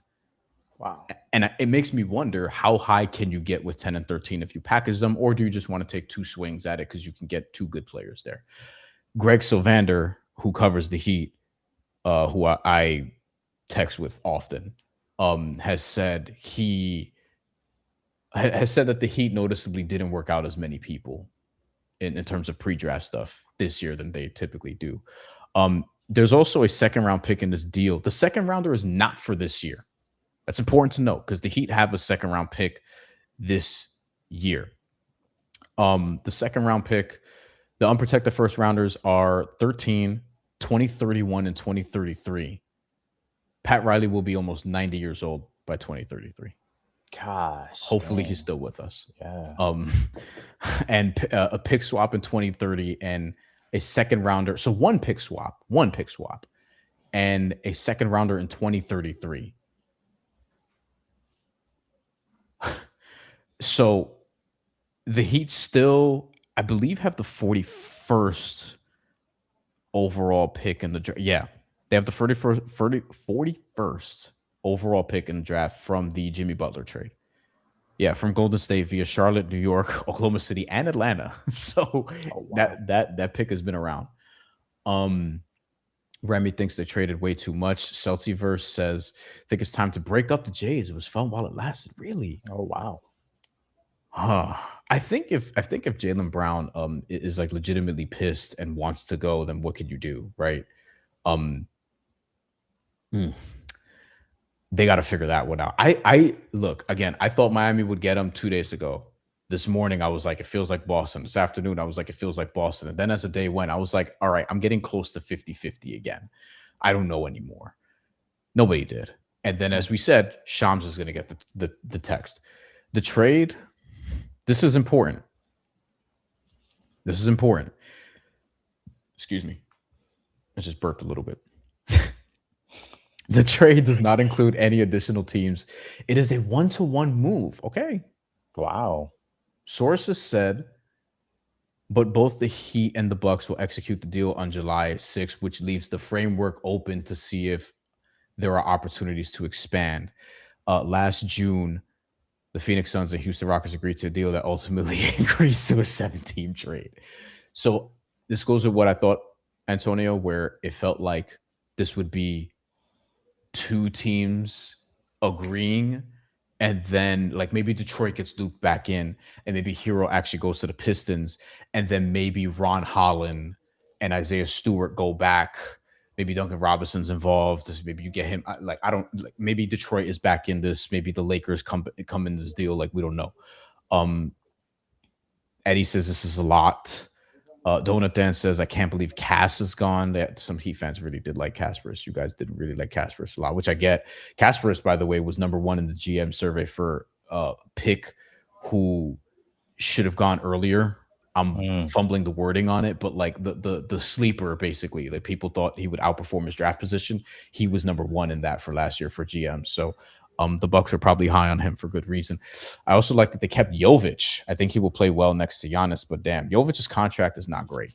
However, his contract just started, and he's still very young. If he can get his head out of his ass, and if the Heat could stop playing him at fucking backup center, which I think Bobby Portis will help that, because now he won't have to, then it'll be fine. Raj, who do you have left on the team? As mentioned, it appears that Davion Mitchell's still there. You got to re-sign Norman Powell. You got to re-sign Andrew Wiggins. You still have Drew Smith. You may still have Nikola Jovic, because I'm not seeing his name here. And then Keshad Johnson, Myron Gardner. Forgot about him earlier.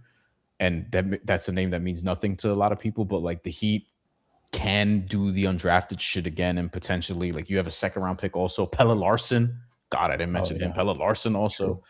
Like you still have guys. Like Miami's going to be good next year. The Knicks are going to be good next year. Boston will figure out a way to be good next year. If they just run it back, they'll be pretty good next year. Indiana, I think, will be good next year. You know how I feel about the Hornets. The Hornets are going to be good next year. I don't give a fuck what anybody says. That team is good. All right. Hornets are going to be good next year. People sleeping on Pistons. Toronto. Pistons are going to be good next year. Cleveland, Toronto. Damn, that's like 8 teams. Shit. Can 8 teams be good? East is gonna be good technically the top 8 teams. The East is gonna be good next year. We'll see what Philly does. We'll see what Cleveland does. Okay.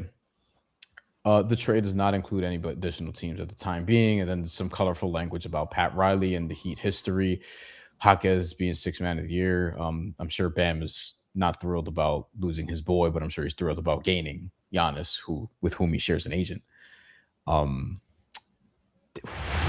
God, I want to see this team play. Yeah, like I want to see what it looks like, and I want to see who else they add. Like I'm just the basketball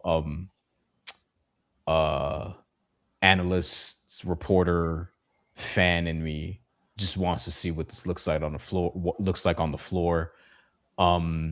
Just wants to see how they match up with all these different teams. Like what Heat versus Knicks, what's that going to look like? Heat versus Pacers, Heat versus Pistons. Like I'm doing all the matchups in my head. The Hornets now. Like if I'm the Hornets, I may take I may take it a little bit slower than with this build and just try to, get into the playoffs next year and evaluate from there. All right, let's take some comments and then let's peruse through Bucks Reddit. But the Heat have actually gotten Giannis Antetokounmpo. Wow. Jesus Christ. Campo says, think my neighbors think someone died, had an orgy in my house after screams of joy. One of those things is much better than the other in terms of outcome. No pun intended. Mr. Tonight, speaking of orgies, says they gave up a lot for this trade. Damn, a lot of people seem to think they gave up a lot. And I know the national media, quote unquote, disagrees. That they think the Heat have a poo-poo platter, but I think this was fine. Donut Dances, do they have room for Norm and Andrew because we got Portis back? Brian, check Yossi's cap summary after the trade. Thank you. Yossi, who I've had on the show before, actually, and you know what? I should probably get him back. I should probably get Yossi back, especially now that it's the off season, Here we go. I have Yossi's cap sheet. I will screen share it now just so we look at some of the financials. Thank you for that call out. The Heat are now hard capped at to the first apron by using the 125% expanded trade exception for Giannis Antetokounmpo, which obviously is tacked onto some of the other salaries. I got a text from a friend of the show who asked if I'm going to be up for a while. I'm on live right now.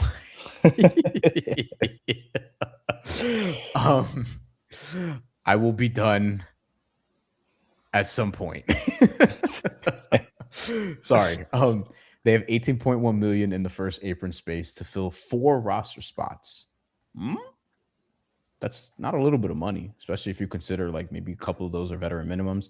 They can create more space by trading Nikola Jovic or if Andrew Wiggins opts out. I think if Andrew Wiggins opts out, you can resign him for less. I think Norman Powell, you're looking to resign him for less than like the $30 million a year or so.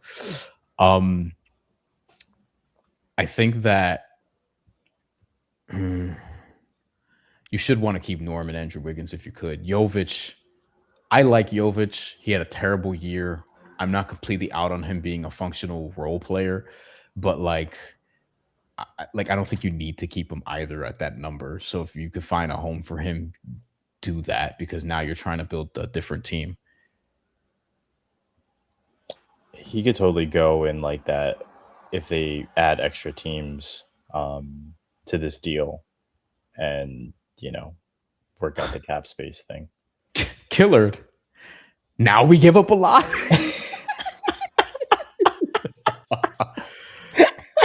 BN 4044 says use number 41 to dump the 41st overall pick to dump Jovic's contract ? I mean, if that's enough for a team, the contract is 4 years at 60. Like he's like 23, so it's not like a lost cause completely. It's just not a contract you want to take on right now. You know what I mean? It's your boy 631 says Spoelstra gets his LeBron. I mean, close enough. Eddie says, can they only sign veteran minimums? According to this, no. According to this, no. So this is Yossi's cap sheet. So thank you for that, Yossi. And here's with the insight also. OJK says there's still time for the trade to expand. Let them cook. Yeah, you have this agreed upon now. They needed it before the draft. The Heat will draft at 13 tomorrow, and the person will have the Heat hat, but everyone will know it's going to the Bucks because the trade can't be official until the new league year begins in July. So free agency will start 1 week from today, and in July, June 30th, almost July 1st, used to be July 1st, and now you're kind of in a holding pattern with this. Like, you need to see all the other parts. So this is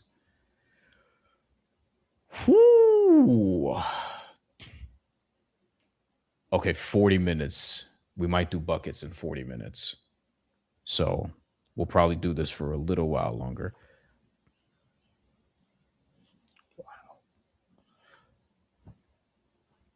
Wow. Is still crazy. Okay. Vady, what about Kawhi? Potentially getting greedy here. But I don't know what's going to happen with Kawhi. Suspension, or he gets traded or whatever. I don't even know if the Clippers are looking to trade him right now. Anthony Abrahams, 5528 says July 1st, you can trade Jovic contract not until then. Correct. That's what we're saying. So that's what it is. So just to look at the graphic a little more, the exceptions, you have the non-tax MLE 15 million, biannual 5.5 million. I don't know if this is saying like the Heat have access to all these things, or these are just the exceptions. Oh no, it is saying that they have access to this right now. But again, it depends on like what you do with Norman Powell, what you do with Andrew Wiggins, what you do with Jovic. Like, there's still other moving parts, but like the framework is there. They're not a second apron team after this trade, though, which is important. Sure. And then you can re-sign Norman Powell with his bird rights, and Simone Fontecchio with his bird rights. I don't know if you're doing the latter.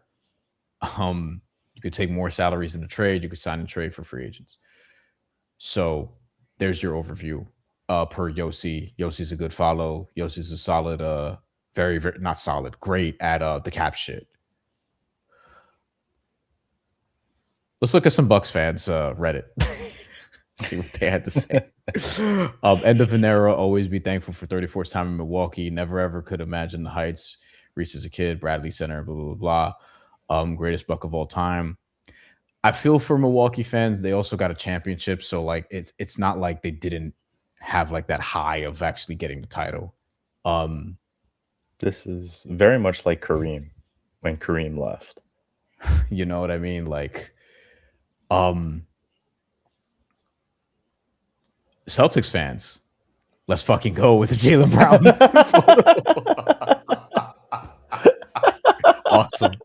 Awesome.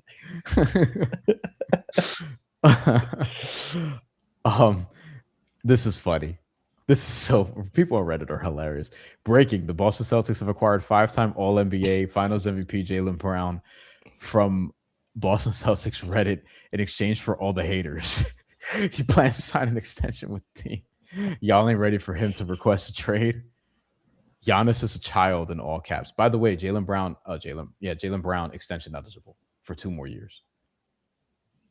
He has 3 years, this year, next year, the year after, at I think 58 and then into the 60s, and then is extension eligible now for 2 more years on top of that. Don't think he won't want the money.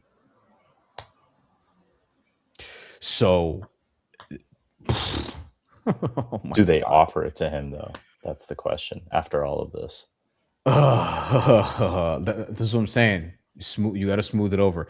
And guys, this is what I mentioned earlier. Heat's potential starting lineup: Davion Mitchell, Norman Powell, Andrew Wiggins, Giannis Antetokounmpo, Bam Adebayo. This is not mentioning Pelle Larsson. This is not mentioning Drew Smith, Kashad Johnson, Nikola Jovic, Myron Gardner. Like, you have a roster. Now, you need to improve that roster still. You have to improve that bench. Yeah. But Pelle Larsson and Davion Mitchell are guys that I've always thought these guys can play around Giannis and Bam. Norman Powell could play around Giannis and Bam. Andrew Wiggins can play with Giannis and Bam. Like, it feels like they kept the right guys. You know? It feels like they kept the right dudes. I'm not telling you they're going to win the championship. I'm not telling you they're going to, do any of those things. They're in the mix. That whatever their number was to bet at to win the East is going to be not as valuable now, because that number is going to be more. It's going to be shorter. As a matter of fact, I should look at this. Let me go look and see what the number is right now as we get some comments. Okay. Vicente says, I know Pat as a Heat fan, somebody else is lurking to come in and fill as the third star. It's hard to do now with this apron era. That's the thing. Yeah, new CBA is I mean, technically speaking, you have Norman Powell, who was an all-star. Right. Very technically, it's kind of him. And you have Wiggins, by the way. If you sure you don't have a Bosch level number 3, but you have Powell, Wiggins, Davion, Pelle Larsson. Like this, that's a good top 6. Like legitimately good top 6. Like they kept the right guys, I think. I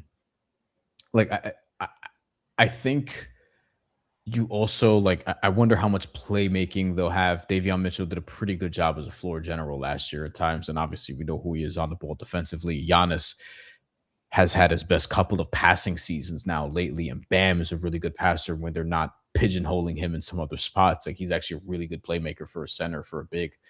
Like this is a team with some playmaking.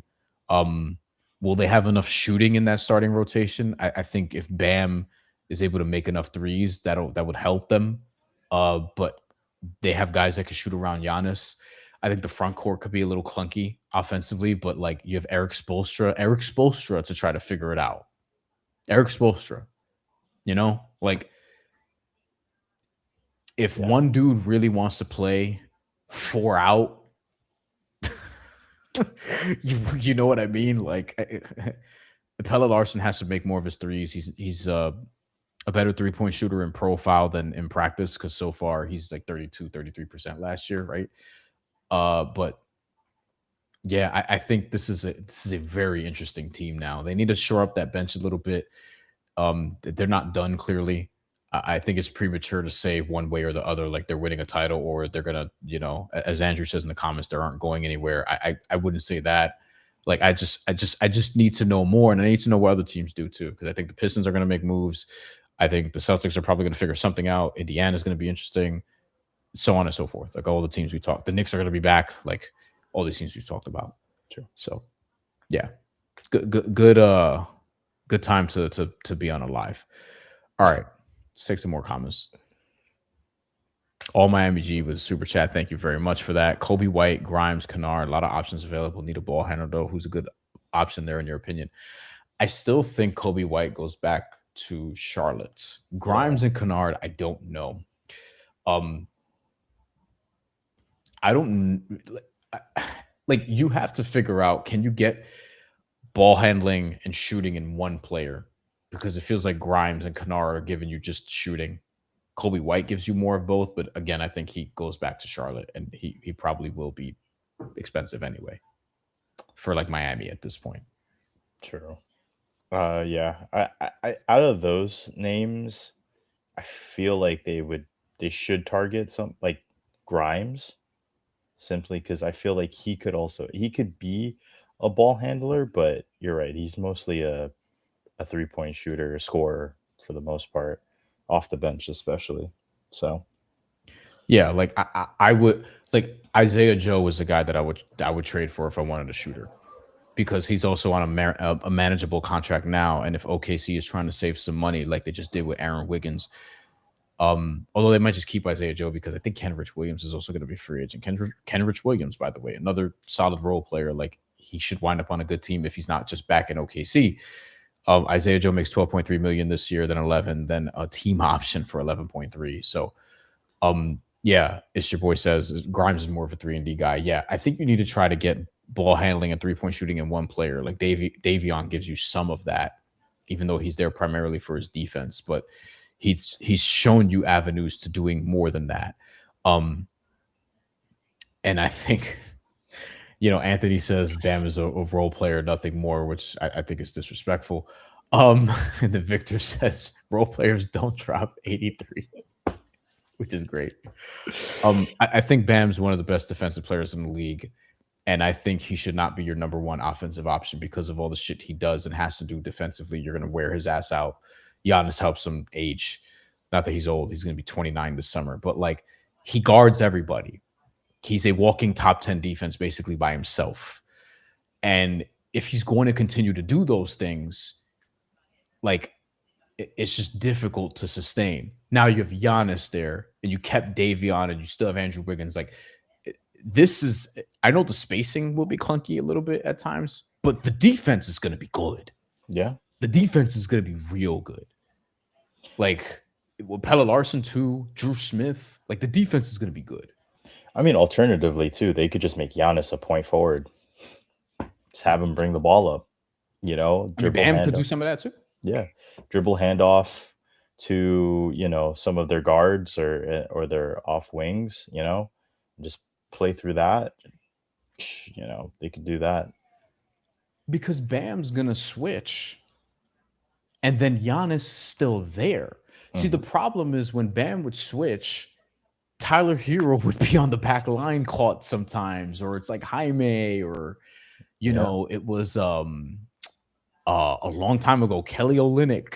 Oh, wow. You know what I mean? Or a little bit more recently, an older PJ Tucker. Now it's Giannis. Who yes, Giannis maybe defensively is not defensive player of the year anymore. He can protect the rim. Yeah. Still defensive threat. He's still I know the injuries and such, but I'm not gonna act like he's even if it's debatable if he's top 5 today based on last season and the injuries and such, he's in that conversation still, right? At least for the next 2 years, I think. It's if we're talking about windows, I think 2 to 3, and then you kind of go from there. You hope it's 3. Yeah. You have to extend them too, and you're really paying for. So he has this year coming up, and then you're really paying for those first 2 years. And I don't know how long the deal is going to be, but it's going to be whatever he wants. You have to pay him also. TJ. You have no speed on fast breaks anymore, and that's what Giannis has always been as a point forward. Again, it depends on the final portion of the roster. Yeah, I wouldn't say. I would say it's more of a plotting team than a fast team. They're not gonna be in the top maybe 20 in pace. Play to your strengths, bro. Yeah, they're a half court team. What it looks like. Play to your strengths. The half court, defend like hell. If you got to win 98, 97, a win is a win.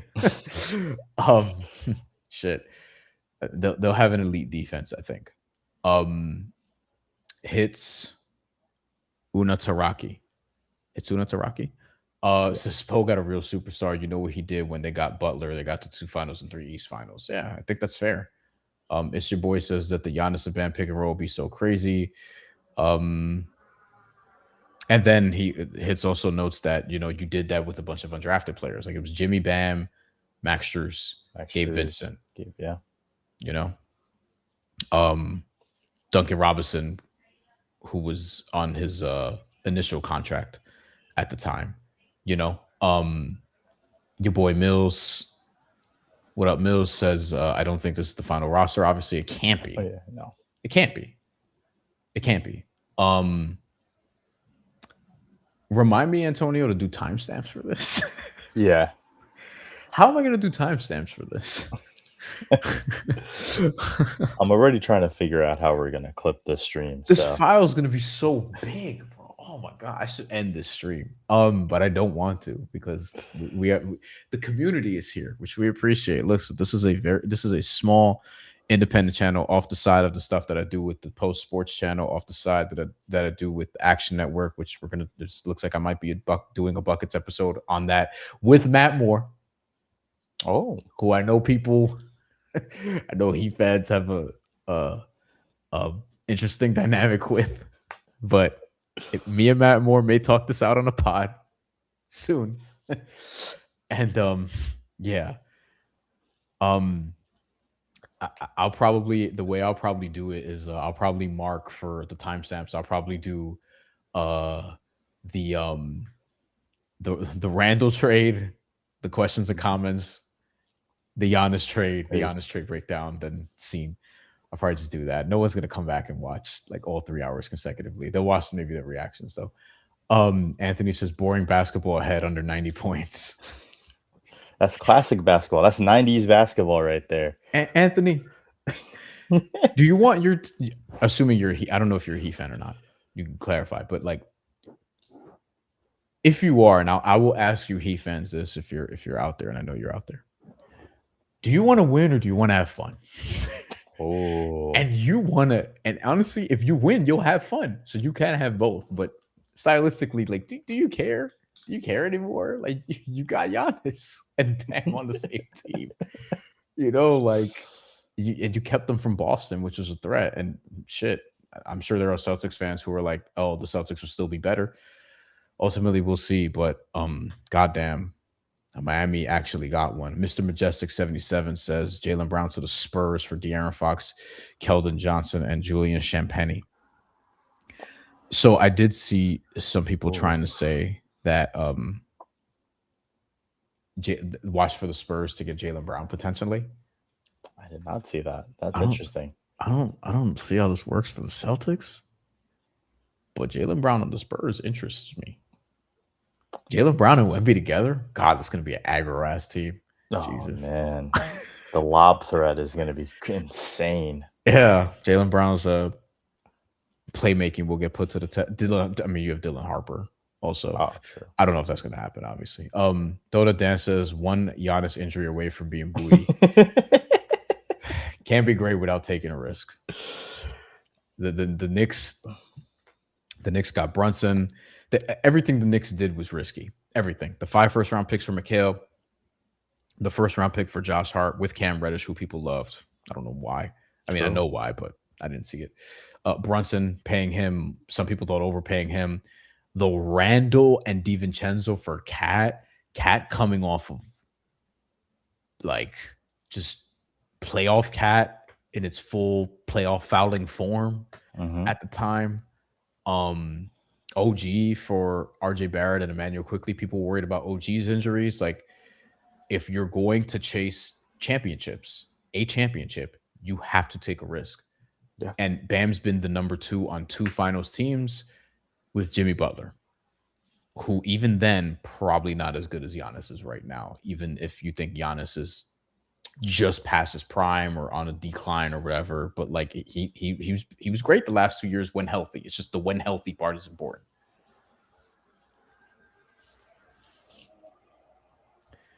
We'll take some more comments. Then we'll get out of here. Only says the Raptors need to make a move. That is true. I do not disagree. I don't want them to trade RJ Barrett, though. I like RJ Barrett. I don't think they're gonna. I'm an RJ Barrett truther, bro. I am. I don't think they're gonna trade RJ. I think they're gonna. He won them a couple of playoff games, so maybe his like stock is high. They'll probably shop him, but I don't know if they're gonna end up moving him. I'm RJ, Scotty Barnes, and I'll figure out the rest. I don't need Brandon Ingram is over there too. I don't need him long term from the Raptors. I don't. Matt Moore is steaming right now. I'll be talking to him soon. I'm sure of it. That's my guy though. That's still my guy. All right. So there's that. Matt, again, I've said this to him. I've said this to other people. Like his Twitter persona, if you want to call it that, like it is what it is. He is a fantastic person, great person in real life, and I know him in real life. Okay, I will ride for fucking Matt Moore. I don't agree with all his takes. I will ride for that dude though, but I do not agree with all of his takes. but that's my guy. You know what I mean? I'm sure we'll talk about this on the pod and we'll disagree and it'll be fine because that's my dude. Anyway. Jeff says the thing for the Heat is they are hard capped at the first apron and have 19 million to fill 5 roster spots, including Norman Powell. Now, this is why the Jovic thing is important to me, Jeff. Are they moving him to in this deal, in a subsequent deal, in a separate deal? And are you moving him into space? Like, are you attaching, as somebody else mentioned, the 41st overall pick? You know what I mean? Like, this is why the clarity needs to be had. You're going to use bird rights to re-sign Norman Powell. We have to see if Andrew Wiggins opts in, or if he opts in and then you trade him, or if he becomes part of a sign and trade and you actually get rid of him and don't keep him, and then Pele Larson starts and you get stuff for Wiggins that's less. This is why it's like all we know is like what we know, what's been reported out there. But the financials of it is very important to how we sort of look at this, because that'll determine what else they're willing to do. But it looks like they'll be able to fill out a roster. It's just, do you have enough shooting? Do you have enough speed? Do you have enough this? It's like, ultimately, you just need 10 players you can play. And they have almost that. Yeah. It appears almost. Not quite 10, but close. So we'll see. TJ, do you think driving kicks affects his defense with good ball movement teams? I'm pumped for the Heat. I'm just worried. Yeah, man, it's scary when you do something like this because now you're like all concerned to see if it works. But don't you feel alive, TJ, that your team did this? Shit. I remember talking to Nets fans after they got, because I was covering them when they got Kevin Durant and Kyrie Irving. Wow. Oh my God. I know it went left, but that day, June 30th, 2019 or whatever. Well, oh my God. I was like coming back from like a film festival or some shit. Wow. And from Delancey. And I was like, I was getting phone calls when I was on the F train. Like I'm underground. I'm like, guys, you know, Ethan and Brady going to go live in 10 minutes. They are okay, so I'm not going to step on their toes. I'll be done before that. And it looks like I might pod again soon. I don't know if that's going to be live, but Action Network on YouTube. Also subscribe here. I will tell you again one more time. Antonio's here, producer, executive producer of the show. Is doing great behind the scenes work that I'm trying to showcase more because I'm tagging him in every fucking thing I post. We actually have some stuff dropping again soon where might do an interview Wednesday. I gotta actually let you know about that. Heading into this Boots Ennis Xander Zayas fight. That fight is this weekend. Iman Free says Kawhi would have been a better deal. I mean, the cost, but also don't know if he's going to get suspended or not. And also injury concerns. I mean, I know it's a year, but yeah. Vicente says lots of free agents in 2027. Although guys don't make it to free agency the way that they used to. True. Also could bring in another star with the Heat now that they have 2 stars in Miami. They've lacked star power to make people come. The last sentence could have been worded a little bit better. It's going to be hard to get that 3rd star into the 2nd apron. I think if you keep Norman Powell and Andrew Wiggins and you have good role players around those 4 guys, then that's the best you can do in this era. Like, it is what it is. And it's good, by the way. That's good. That's still good. Yeah. So you could win a chip with those guys, I think. I think you could at least compete for one. You could at least compete for one. So, okay. I think we'll close. I think we'll end it there. Antonio, parting thoughts on the we actually got the fucking trade on the stream. I was like, maybe we'll get a Giannis deal. We have people like, we have Heat fans, we have Bucks fans, we have Celtics fans, we have just general like fans like just checking in. Also, I saw a couple of my homies here who are Knicks fans. We had a couple Nets fans in here. Like, we had just people all over. And we got to experience this with the people. Again, if you like what you heard, please subscribe. Even if you didn't, please subscribe. We have lives. We cover basketball. We occasionally cover baseball. We'll have more WNBA stuff coming up soon. We'll have more free agency stuff, draft stuff, boxing stuff. We just uploaded an MMA interview today and the big picture things in and around sports. Antonio, just closing thoughts on this before we get out of here. This is huge. I can't wait for the NBA season to start. We still got, the drafts tomorrow? Round 1 tomorrow, round 2 Wednesday. So round 1, I guess, tonight. So keep a lookout for more stuff going on, guys. We appreciate you here. Yeah, absolutely. And if primaries are going on in your area, you should vote. Local elections are important. We've also been covering, among the many sports things, we've also been covering some protests going on in the area who are protesting Mets owner Steve Cohen and a casino he wants to put in Queens. So some grassroots organizations are organizing, getting together, and wanted to do that. So we cover that because it also ties into the New York 6 congressional race, and that's the district that I live in. And I wanted to cover that race, and election day's tomorrow. So we got some a lot to talk about on this channel. We're trying to cover a lot. I know it's not easy to follow. I know some people may just want just NBA or just boxing or just WNBA or just this, just that. But like I want to be somebody who people go to for more than one thing. So you're gonna get that. Like my whole career has been built on versatility. And if I cover just one thing over and over and over again, I'm gonna get fucking bored. I'm gonna be honest with you. So we'll switch it up here and we'll get more organized. But yeah. You'll hear from us again on this channel soon. Hopefully before the end of the week. If not, then the top of next week, because there's some stuff coming up. There's the Xander Zayas Charania fights this weekend. Obviously, there's free agency going on soon. The draft is coming up these next couple of days. Like there's just gonna be like, turn on the bell, subscribe, get the alerts, so that we can be put in the algorithm, because it's hard to find people when you don't see them after a while on YouTube. It's fucking hard. And I feel like this channel is finally starting to find its footing after I've been fucking around with it for a couple years, not really understanding shit. But now I feel like we're getting somewhere a little bit. The consistency is getting there. So yeah, thank you guys. Appreciate it. We'll talk again very soon. And thank you for experiencing this with us, because goddamn, what a fucking trade. This will not be the last time this is discussed. Absolutely not.